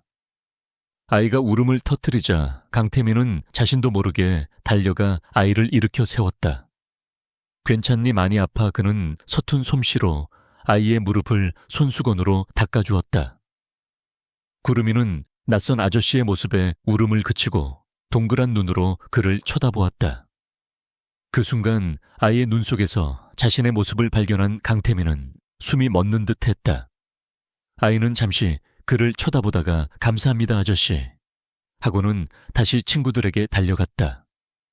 강태민은 그 자리에 한참을 서서 아이의 뒷모습을 바라보았다. 아버지라는 이름의 무게가 그의 어깨를 무겁게 짓눌렀다. 그의 이런 행동은 곧 강만호 회장의 귀에 들어갔다. 강만호는 아들의 나약함에 격노했다. 그는 강태민을 자신의 서재로 불러들였다. 아직도 그 계집애와 애새끼들 주변을 어슬렁거리고 다닌다지 내 놈은 진성의 후계자가 될 자격이 없다. 당장 모든 일에서 손 떼고 근신의 강만호는 아들에게서 모든 권한을 빼앗고 그를 집에 가두려 했다. 강태민은 더 이상 물러서지 않았다. 자격이 없다고요. 아버지처럼 양심도 인간성도 없는 괴물이 되어야만 그 자격이 생기는 겁니까? 그렇다면 차라리 버리겠습니다. 그 자리, 그는 처음으로 아버지에게 정면으로 반항했다. 두 사람 사이의 갈등의 골은 돌이킬 수 없을 정도로 깊어졌다. 강만호는 아들의 눈에서 자신을 향한 경멸을 잃고 이성을 잃었다. 그는 아들에게 진성그룹에서 완전히 내쫓아버리겠다고 협박했다. 강태민은 쓴웃음을 지으며 서재를 나왔다. 그는 모든 것을 잃을 각오가 되어 있었다. 한편 이설희는 금융 전문가와 함께 진성그룹의 비자금 내역을 분석하며 결정적인 증거를 찾기 위해 고군분투하고 있었다. 하지만 그들이 가진 자료만으로는 강만호 회장을 직접 겨냥하기에는 부족했다. 자금의 흐름은 복잡한 페이퍼 컴퍼니의 벽 뒤에 숨어 있었고 최종적인 지시가 누구에게서 나왔는지를 증명할 방법이 없었다. 답답한 시간이 흘러가던 어느 날 밤 그녀에게 한 통의 전화가 걸려왔다. 발신번호 표시 제한이었다. 이설희 셰프님 되십니까? 수화기 너머에서는 신중하게 변조된 남자의 목소리가 들려왔다. 이설희는 긴장하며 대답했다. 네, 그런데 누구시죠? 남자는 자신의 신분을 밝히지 않고 용건을 말했다. 저는 진실이 밝혀지기를 바라는 사람입니다. 강만호 회장의 폭주를 막고 싶습니다. 셰프님께 도움이 될 만한 물건을 가지고 있습니다. 그의 목소리는 절박하게 들렸다. 이설희는 그것이 함정일지도 모른다고 생각했지만 지푸라기라도 잡는 심정으로 그와의 만남을 약속했다. 다음 날 밤 인적이 드문 한적한 카페에서 그녀는 의문의 제보자를 만났다. 약속 장소에 나타난 사람은 놀랍게도 강태민의 비서최 실장이었다. 그는 극도로 불안한 표정으로 주위를 살피며 그녀의 맞은편에 앉았다. 이설희는 그가 왜 자신을 찾아왔는지 의아했다. 최 실장은 어렵게 입을 열었다. 저는 오랫동안 부회장님을 그리고 회장님을 모셨습니다. 하지만 더 이상은 양심의 가책을 견딜 수가 없습니다. 없습니다. 그는 강만호 회장이 자신의 이익을 위해 얼마나 많은 사람들을 짓밟고 희생시켜 왔는지에 대해 떨리는 목소리로 이야기했다. 그리고 그는 이 모든 것을 끝내기 위해 위험을 무릅쓰기로 결심했다고 말했다. 그는 가방에서 작은 USB 메모리 하나를 꺼내 테이블 위로 조심스럽게 밀었다. 여기에는 지난 10년간 강만호 회장님이 직접 지시한 모든 불법 자금 거래 내역의 원본 파일과 그분의 음성이 담긴 녹음 파일이 들어 있습니다. 그는 자신이 수년간 몰래 백업해 두었던 자료라고 했다. 그것은 진성그룹의 심장을 터뜨릴 수 있는 핵폭탄과도 같은 것이었다. 이것을 어떻게 사용하실지는 셰프님의 판단에 맡기겠습니다. 부디 이 미친 짓을 멈추게 해주십시오. 그는 그 말만 남기고 황급히 자리에서 사라졌다. 이설희는 손에 들린 USB를 멍하니 바라보았다. 생각지도 못한 곳에서 나타난 동맹군. 그리고 그녀의 손에 쥐어진 결정적인 증거. 이것으로 길고 길었던 싸움을 끝낼 수 있을지도 모른다. 그녀의 심장이 세차게 뛰기 시작했다. 이것은 더 이상 그녀와 아이들만을 위한 싸움이 아니었다. 거대한 악에 맞서 정의를 바로 세우는 싸움이었다. 그녀는 USB를 굳게 쥐었다. 이제 모든 준비는 끝났다. 있다. 거대한 폭풍을 일으킬 시간이었다. 최 실장이 건넨 작은 USB는 이설희의 손 안에서 청은망은처럼 무겁게 느껴졌다. 그 안에는 한 거대 제국을 무너뜨릴 수도 있는 비밀이 담겨 있었다. 그녀는 레스토랑 사무실에 앉아 변호사와 금융 전문가와 함께 밤늦도록 회의를 계속했다. 이 무기를 어떻게 사용할 것인가? 모든 것을 한꺼번에 터뜨리는 것은 현명하지 못했다. 대중은 너무 복잡한 정보에 피로감을 느끼고 진성그룹은 교묘한 언론 플레이로 본질을 흐릴 것이 뻔했다. 우리에겐 경고가 필요합니다. 하지만 그 경고는 상대의 심장에 비수를 꽂을 만큼 날카롭고 치명적이어야 합니다. 금융 전문가가 말했다.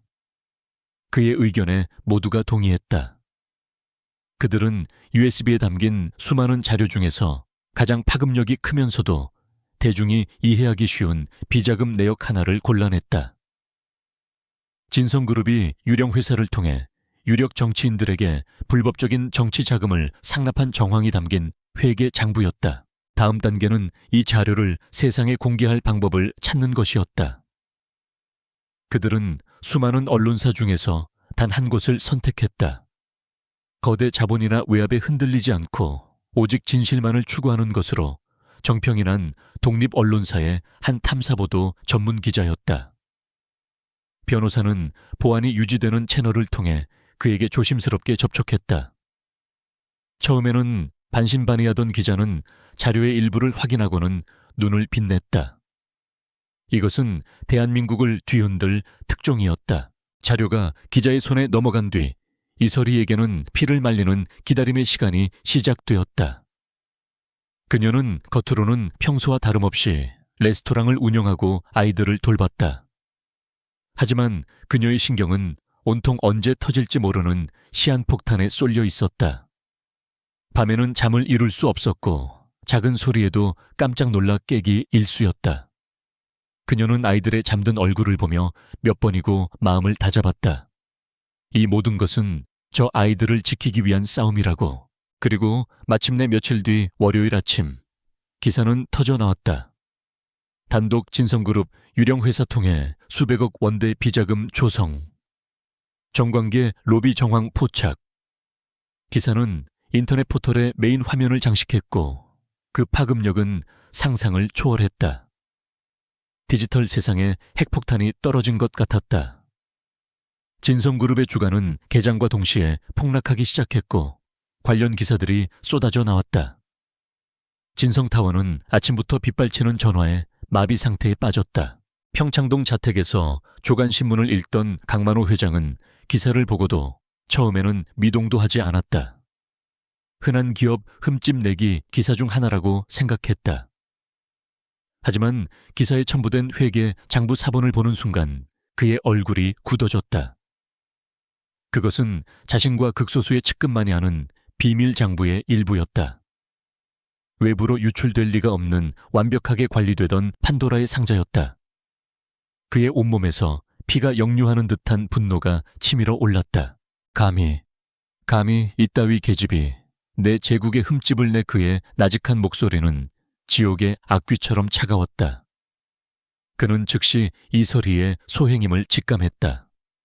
그가 자비를 베풀어 던져준 기회를 걷어차고 오히려 자신의 목에 칼을 겨눈 것이다. 그의 오만한 자존심은 산산조각 났다. 그는 이설희를 더 이상 성가신 장애물이 아닌 반드시 제거해야 할 쪽으로 규정했다. 그의 눈에 이성이 사라지고 오직 파괴적인 광기만이 남았다. 그는 즉시 자신의 수족처럼 부리던 해결사를 호출했다. 전직 특수부대 출신으로 진성그룹의 모든 더러운 일을 처리해온 그림자 같은 존재였다. 강만호는 그에게 짧고 단호하게 명령했다. 지금까지의 방식은 너무 신사적이었어. 이제부터는 놀이가 아니다. 그 계집이 두 번 다시는 기어오르지 못하도록 공포가 무엇인지 뼈저리게 느끼게 해줘. 레스토랑이든 집이든 상관없다. 모든 것을 부숴버려. 하지만 명심해. 아직 죽여서는 안 된다. 가장 큰 고통 속에서 스스로 무릎 꿇게 만들어야 하니까. 한편 자택에 연금된 상태로 있던 강태민 역시 인터넷을 통해 기사를 접했다.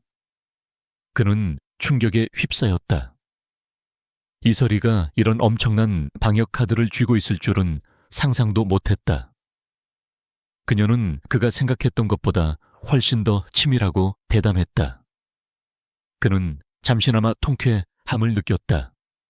아버지의 오만한 제국에 균열이 가는 모습에 짜릿함마저 느꼈다. 하지만 그 감정은 곧 차가운 공포로 바뀌었다.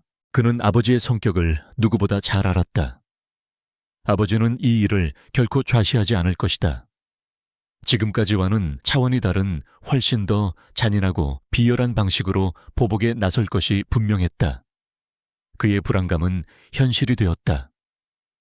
그는 우연히 아버지와 해결사가 나누는 대화를 엿듣게 되었다. 모든 것을 부숴버려. 그 말을 듣는 순간 강태민의 등골에 식은땀이 흘렀다. 이것은 더 이상 경영권이나 양육권 다툼이 아니었다. 이설희와 아이들의 목숨이 걸린 문제였다. 그는 더 이상 방관자로 남아있을 수 없었다. 어떻게든 이 사실을 이설희에게 알려야 했다. 하지만 그는 집안의 모든 감시를 받고 있었고 휴대전화마저 빼앗긴 상태였다. 그는 미친 듯이 방안을 서성이다가 마침내 결심을 굳혔다. 이 지옥 같은 집에서 탈출해야 했다. 그리고 이 모든 비극의 고리를 자신의 손으로 끊어내야 했다. 그것이 자신이 저지른 과오를 씻을 수 있는 유일한 방법이었다. 그날 밤 이설희는 레스토랑 영업을 마치고 늦게 귀가하고 있었다. 기사가 터진 후 그녀를 응원하는 손님들이 몰려들어 레스토랑은 연일 최고 매출을 기록했다. 작은 승리에 잠시 안도감을 느꼈지만 마음 한구석의 불안감은 가시지 않았다. 강만호의 침묵이 오히려 더 두려웠다. 그녀는 집 앞 골목에 차를 세우고 내렸다. 그 순간 등 뒤에서 섬뜩한 기운이 느껴졌다. 어둠 속에서 건장한 남자 2명이 나타나 그녀의 앞을 막아섰다. 그들의 눈빛은 조금의 감정도 없이 차갑게 빛나고 있었다. 이설희 씨, 우리 회장님께서 안부 전하라고 하시는군. 너무 까불면 다친다고. 남자의 말이 끝나기가 무섭게 다른 한 명이 쇠파이프를 꺼내들고 그녀의 차를 무자비하게 내리치기 시작했다. 쾅쾅. 유리창이 박살나는 굉음이 고요한 밤에 정적을 깼다. 이설희는 공포에 질려 그 자리에 얼어붙었다. 남자들은 그녀에게는 손 하나 대지 않았다. 하지만 그녀의 분신과도 같은 차를 완전히 박살내는 것으로 그들의 메시지를 분명하게 전달했다. 이건 시작일 뿐이야. 다음은 내 레스토랑, 그 다음은 네 새끼들이 될 수도 있어. 알아들었나 남자들은 비웃음을 흘리며 어둠 속으로 사라졌다. 이설희는 부서진 차 옆에 주저앉아 가쁘게 숨을 몰아쉬었다. 드디어 폭풍이 시작되었다. 강만호의 잔인한 보복은 그녀의 상상을 훨씬 뛰어넘는 것이었다. 박살이 난 차 옆에 주저앉아 있던 이설희는 한참 동안 움직이지 못했다. 차갑게 식은 아스팔트의 냉기가 온몸으로 퍼져나가는 것 같았다. 하지만 그녀의 마음은 그보다 더 차갑게 얼어붙어 있었다. 강만호의 메시지는 명확했다. 이것은 시작에 불과하며 다음 목표는 그녀의 레스토랑 그리고 그녀의 아이들이 될 것이라는 잔인한 경고였다. 두려움이 온몸을 휘감았지만 그 감정은 이내 모든 것을 불태워버릴 듯한 맹렬한 분노로 바뀌었다. 그녀는 더 이상 기다릴 수 없었다. 그녀는 즉시 아이들을 가장 친한 친구의 집으로 옮겼다. 당분간 자신과 떨어져 있는 것이 아이들에게는 가장 안전한 길이었다. 눈물을 글썽이며 엄마와 떨어지지 않으려는 아이들을 간신히 달래고 돌아서는 그녀의 발걸음은 청은망은처럼 무거웠다. 하지만 그녀는 약해질 수 없었다. 그녀의 등 뒤에는 지켜야 할 4개의 세상이 있었다. 그녀는 이제 어미 늑대가 되어 자신의 새끼들을 위협하는 모든 것을 물어뜯을 준비를 마쳤다. 레스토랑으로 돌아온 그녀는 변호사와 금융 전문가에게 긴급 연락을 취했다. 더 이상은 안 되겠어요. 우리가 가진 모든 카드를 써야 할 때가 왔습니다. 강만호 회장이 숨 쉴 틈도 주지 않고 몰아붙여야 해요. 그녀의 목소리는 강철처럼 단단했다. 그들은 밤새 회의를 거듭하며 최 실장이 넘겨준 USB 안에 모든 자료를 이용한 총공격 계획을 세웠다. 언론, 검찰, 금융감독원, 동원할 수 있는 모든 채널을 통해 진성그룹의 비리를 동시다발적으로 터뜨릴 준비를 했다. 한편 평창동 자택에 감금되어 있던 강태민은 지옥 같은 시간을 보내고 있었다. 아버지의 광기 어린 복수 계획을 알면서도 아무것도 할 수 없다는 무력감이 그를 미치게 만들었다. 그는 더 이상 아버지의 아들로 살아갈 수 없었다. 이 모든 비극의 시작은 5년 전 자신의 비겁한 선택 때문이었다. 그는 자신의 손으로 이 모든 것을 끝내야만 했다. 그는 한밤중 저택의 경비가 가장 허술해지는 틈을 타 목숨을 건 탈출을 감행했다. 그가 가장 먼저 향한 곳은 최 실장의 집이었다. 최 실장은 갑작스럽게 나타난 그를 보고 경악했지만 이내 그의 결연한 눈빛을 보고 모든 것을 이해했다. 강태민은 최 실장에게 도움을 요청했다. 아버지를 막아야 합니다. 그러려면 아버지가 가장 신뢰하는 비밀 금고를 열어야만 해요. 그 안에 모든 죄악의 원본이 들어있을 겁니다. 최 실장은 위험한 일임을 알면서도 오랫동안 모셔온 주군의 마지막 양심을 믿고 그의 계획에 동참하기로 결심했다. 바로 그 시각 강만호는 이설희가 무릎 꿇을 기미를 보이지 않자 최후의 카드를 준비하고 있었다. 그는 이설희를 직접 자신의 앞으로 끌고 와 그녀의 의지를 완전히 꺾어버릴 계획을 세웠다. 그는 해결사를 통해 이설희에게 메시지를 보냈다. 내일 밤 진성그룹 소유의 폐공장으로 혼자 와라.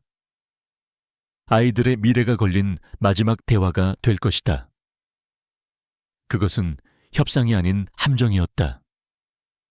그는 그곳에서 이설희에게 친권 포기각서에 서명하도록 강요하고 거부할 시에는 그녀를 영원히 세상에서 사라지게 만들 생각이었다. 이설희는 그것이 함정임을 알면서도 갈 수밖에 없었다.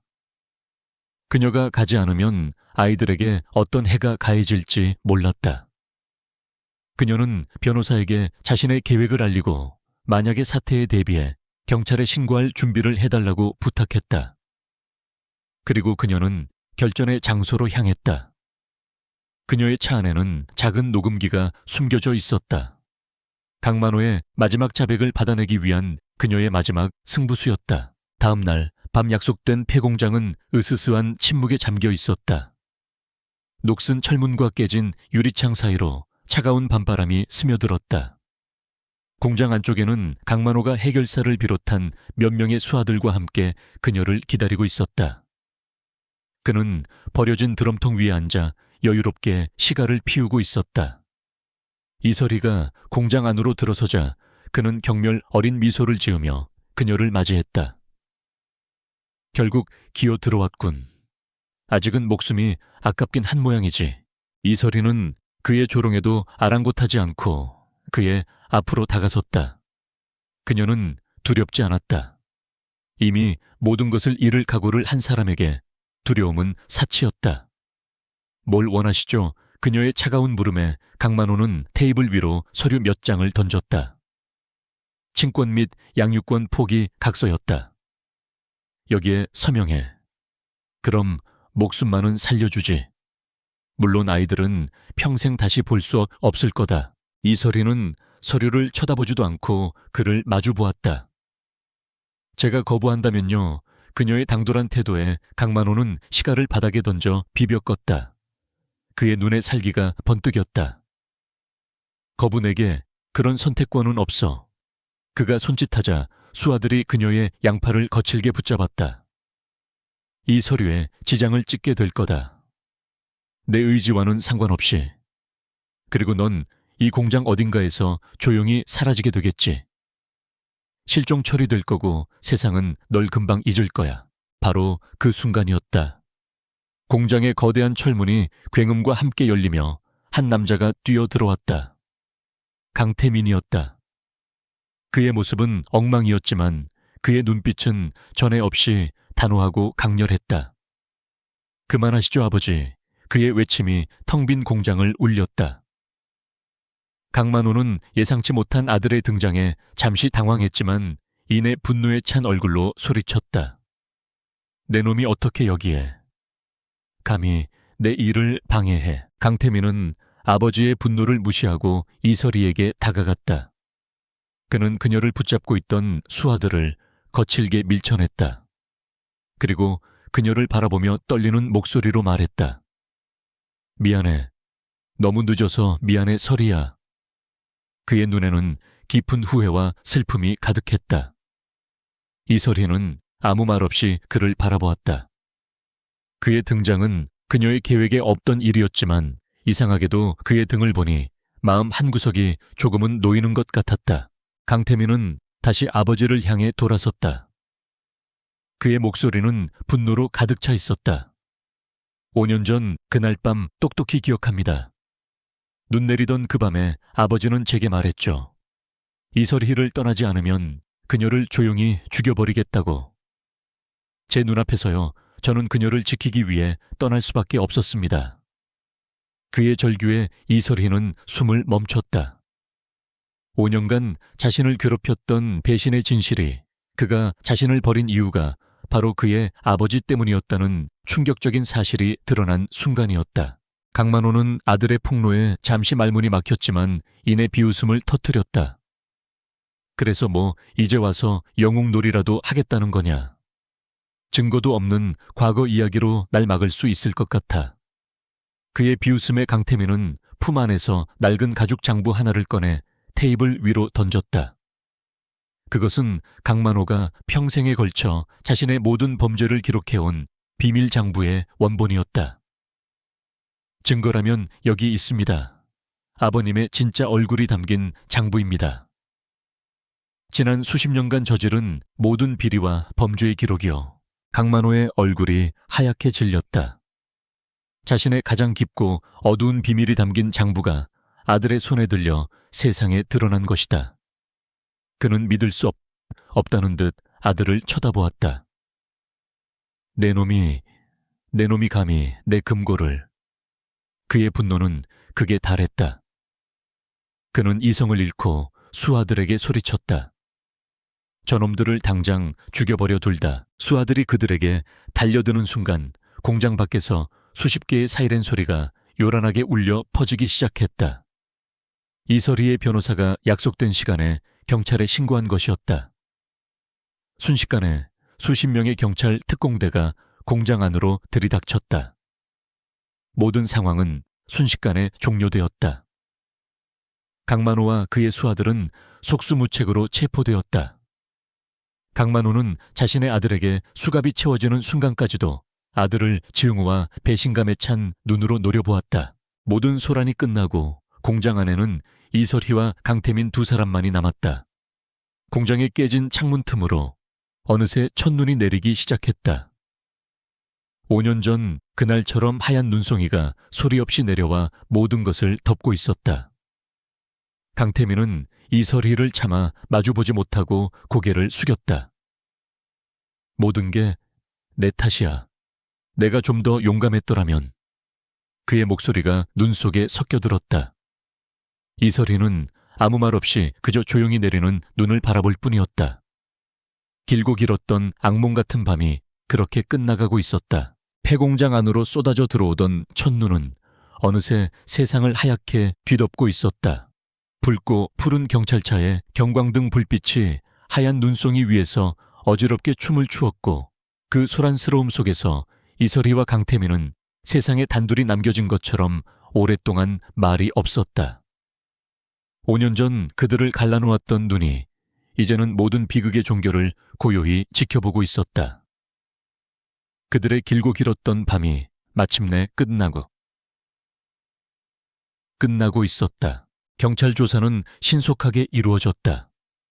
강만호의 비밀 장부와 최 실장의 USB는 진성그룹이라는 거대 제국의 심장을 관통하는 결정적인 증거가 되었다.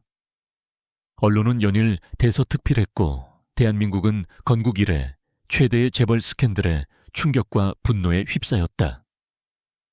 강만호 회장은 마지막까지 자신의 죄를 뉘우치지 않았다. 그는 법정에서도 모든 것이 자신을 음해하려는 세력의 조작이라고 주장하며 아들과 이설희를 향한 저주를 퍼부었다. 하지만 그의 발악은 이미 기울어진 정의의 저울을 되돌릴 수 없었다. 그는 수십 년에 걸친 탈세 횡령 뇌물 공여 등의 혐의로 무기징역에 가까운 중형을 선고받았다. 강태민 역시 법의 심판을 피할 수 없었다. 그는 아버지의 범죄를 방조한 혐의와 일부 비자금 조성에 관여한 혐의로 기소되었다. 하지만 그는 모든 혐의를 인정하고 순순히 죗값을 치렀다. 또한 결정적인 증거를 제공하여 수사에 적극적으로 협조한 점이 참작되어 아버지보다는 훨씬 가벼운 형량을 선고받았다. 그는 재판 내내 단 한 번도 이설희를 쳐다보지 못했다. 그저 묵묵히 자신의 죄를 받아들일 뿐이었다. 모든 것이 끝나고 이설희의 삶에는 비로소 평화가 찾아왔다. 그녀의 레스토랑 설희의 주방은 거대 권력에 맞서 싸운 용감한 여성 셰프의 성지가 되어 연일 문전성시를 이루었다.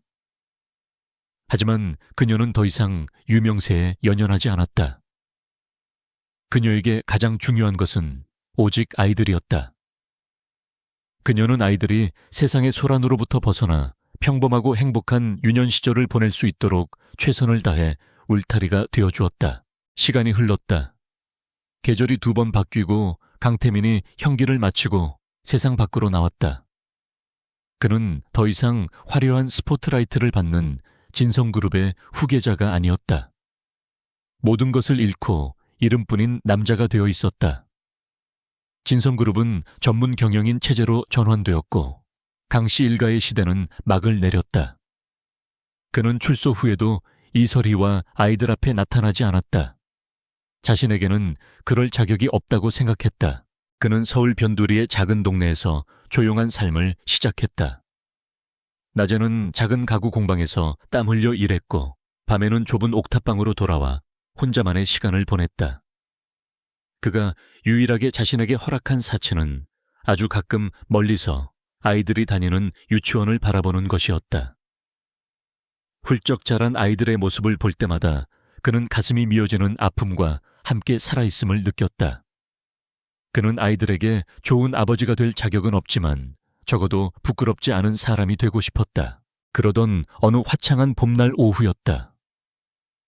이설희는 아이들과 함께 공원으로 나들이를 나왔다.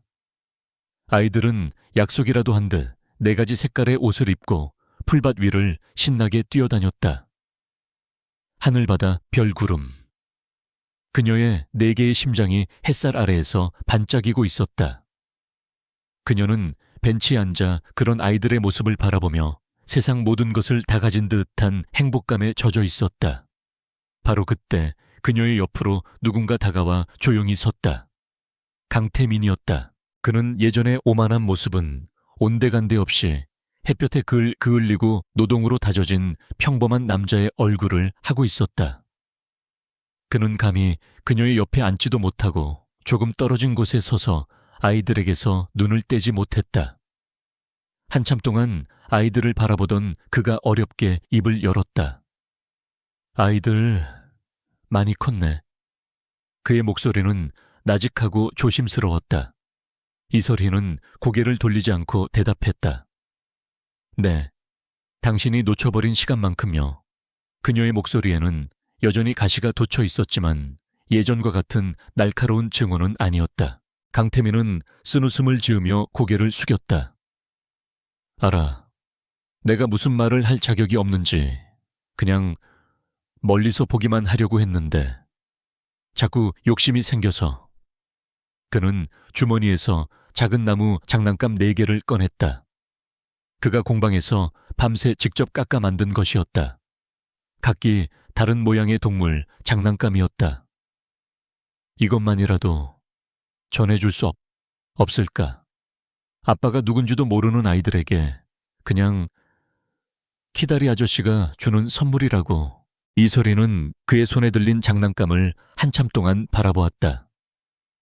투박했지만 정성이 가득 담겨 있었다. 그녀는 마음속에서 오랫동안 자신을 짓누르던 무언가가 조금씩 녹아내리는 것을 느꼈다. 용서는 아직 아니었다. 하지만 그녀는 이제 그를 향한 증오와 분노 대신 연민이라는 감정을 느끼고 있었다. 그는 모든 것을 잃고 나서야 비로소 소중한 것이 무엇이었는지를 깨달은 어리석은 남자였다. 그녀는 자리에서 일어나 그에게 다가갔다. 그리고 그의 손에서 장난감을 건네받았다. 내가 전해줄게요. 그녀의 말에 강태민은 놀란 눈으로 그녀를 바라보았다. 그는 그녀가 단칼에 거절할 것이라고 생각했다. 이설희는 아이들을 향해 손짓했다. 얘들아, 이리 와볼래. 아저씨께서 너희들에게 선물을 주셨어. 아이들이 제잘거리며 달려왔다. 아이들은 낯선 남자를 잠시 경계했지만 이내 예쁜 나무 장난감의 마음을 빼앗겼다. 감사합니다. 아이들의 해맑은 인사에 강태민은 차마 고개를 들지 못하고 눈시울을 붉혔다. 그는 아이들의 머리를 한번 쓰다듬어주고 싶었지만 차마 그럴 수 없었다. 그는 이설희에게 작게 고개를 숙이고는 돌아서려 했다. 그때 이설희가 그를 불렀다. 강태민 씨. 그가 걸음을 멈추고 돌아보자 그녀는 담담한 목소리로 말했다. 가끔은 이렇게 멀리서라도 아이들을 보러 와도 좋아요. 당신에게는 그럴 권리가 있으니까. 아이들의 아버지로서. 그녀의 말은 허락이었다. 완벽한 용서는 아니었지만 긴 어둠의 터널을 지나 마침내 한 줄기 빛을 허락하는 조심스러운 시작이었다. 강태민은 그녀의 말을 듣고 한참 동안 아무 말도 하지 못했다. 그의 눈에서 뜨거운 눈물이 흘러내렸다. 5년 전 그가 그녀를 버렸던 그 밤 이후 처음으로 흘리는 눈물이었다. 그것은 후회와 참회, 그리고 아주 작은 희망이 섞인 눈물이었다. 그는 아이처럼 한참을 울었다. 이설희는 그런 그의 모습을 그저 묵묵히 바라보았다. 그들의 미래는 어떻게 될지 아무도 몰랐다. 상처는 너무 깊었고 잃어버린 시간은 되돌릴 수 없었다. 그들은 예전처럼 완벽한 가족이 될 수는 없을지도 모른다. 하지만 중요한 것은 그것이 아니었다. 중요한 것은 그들이 이제 각자의 자리에서 각자의 방식으로 아이들을 위해 최선을 다할 것이라는 사실이었다. 햇살 좋은 봄날의 공원.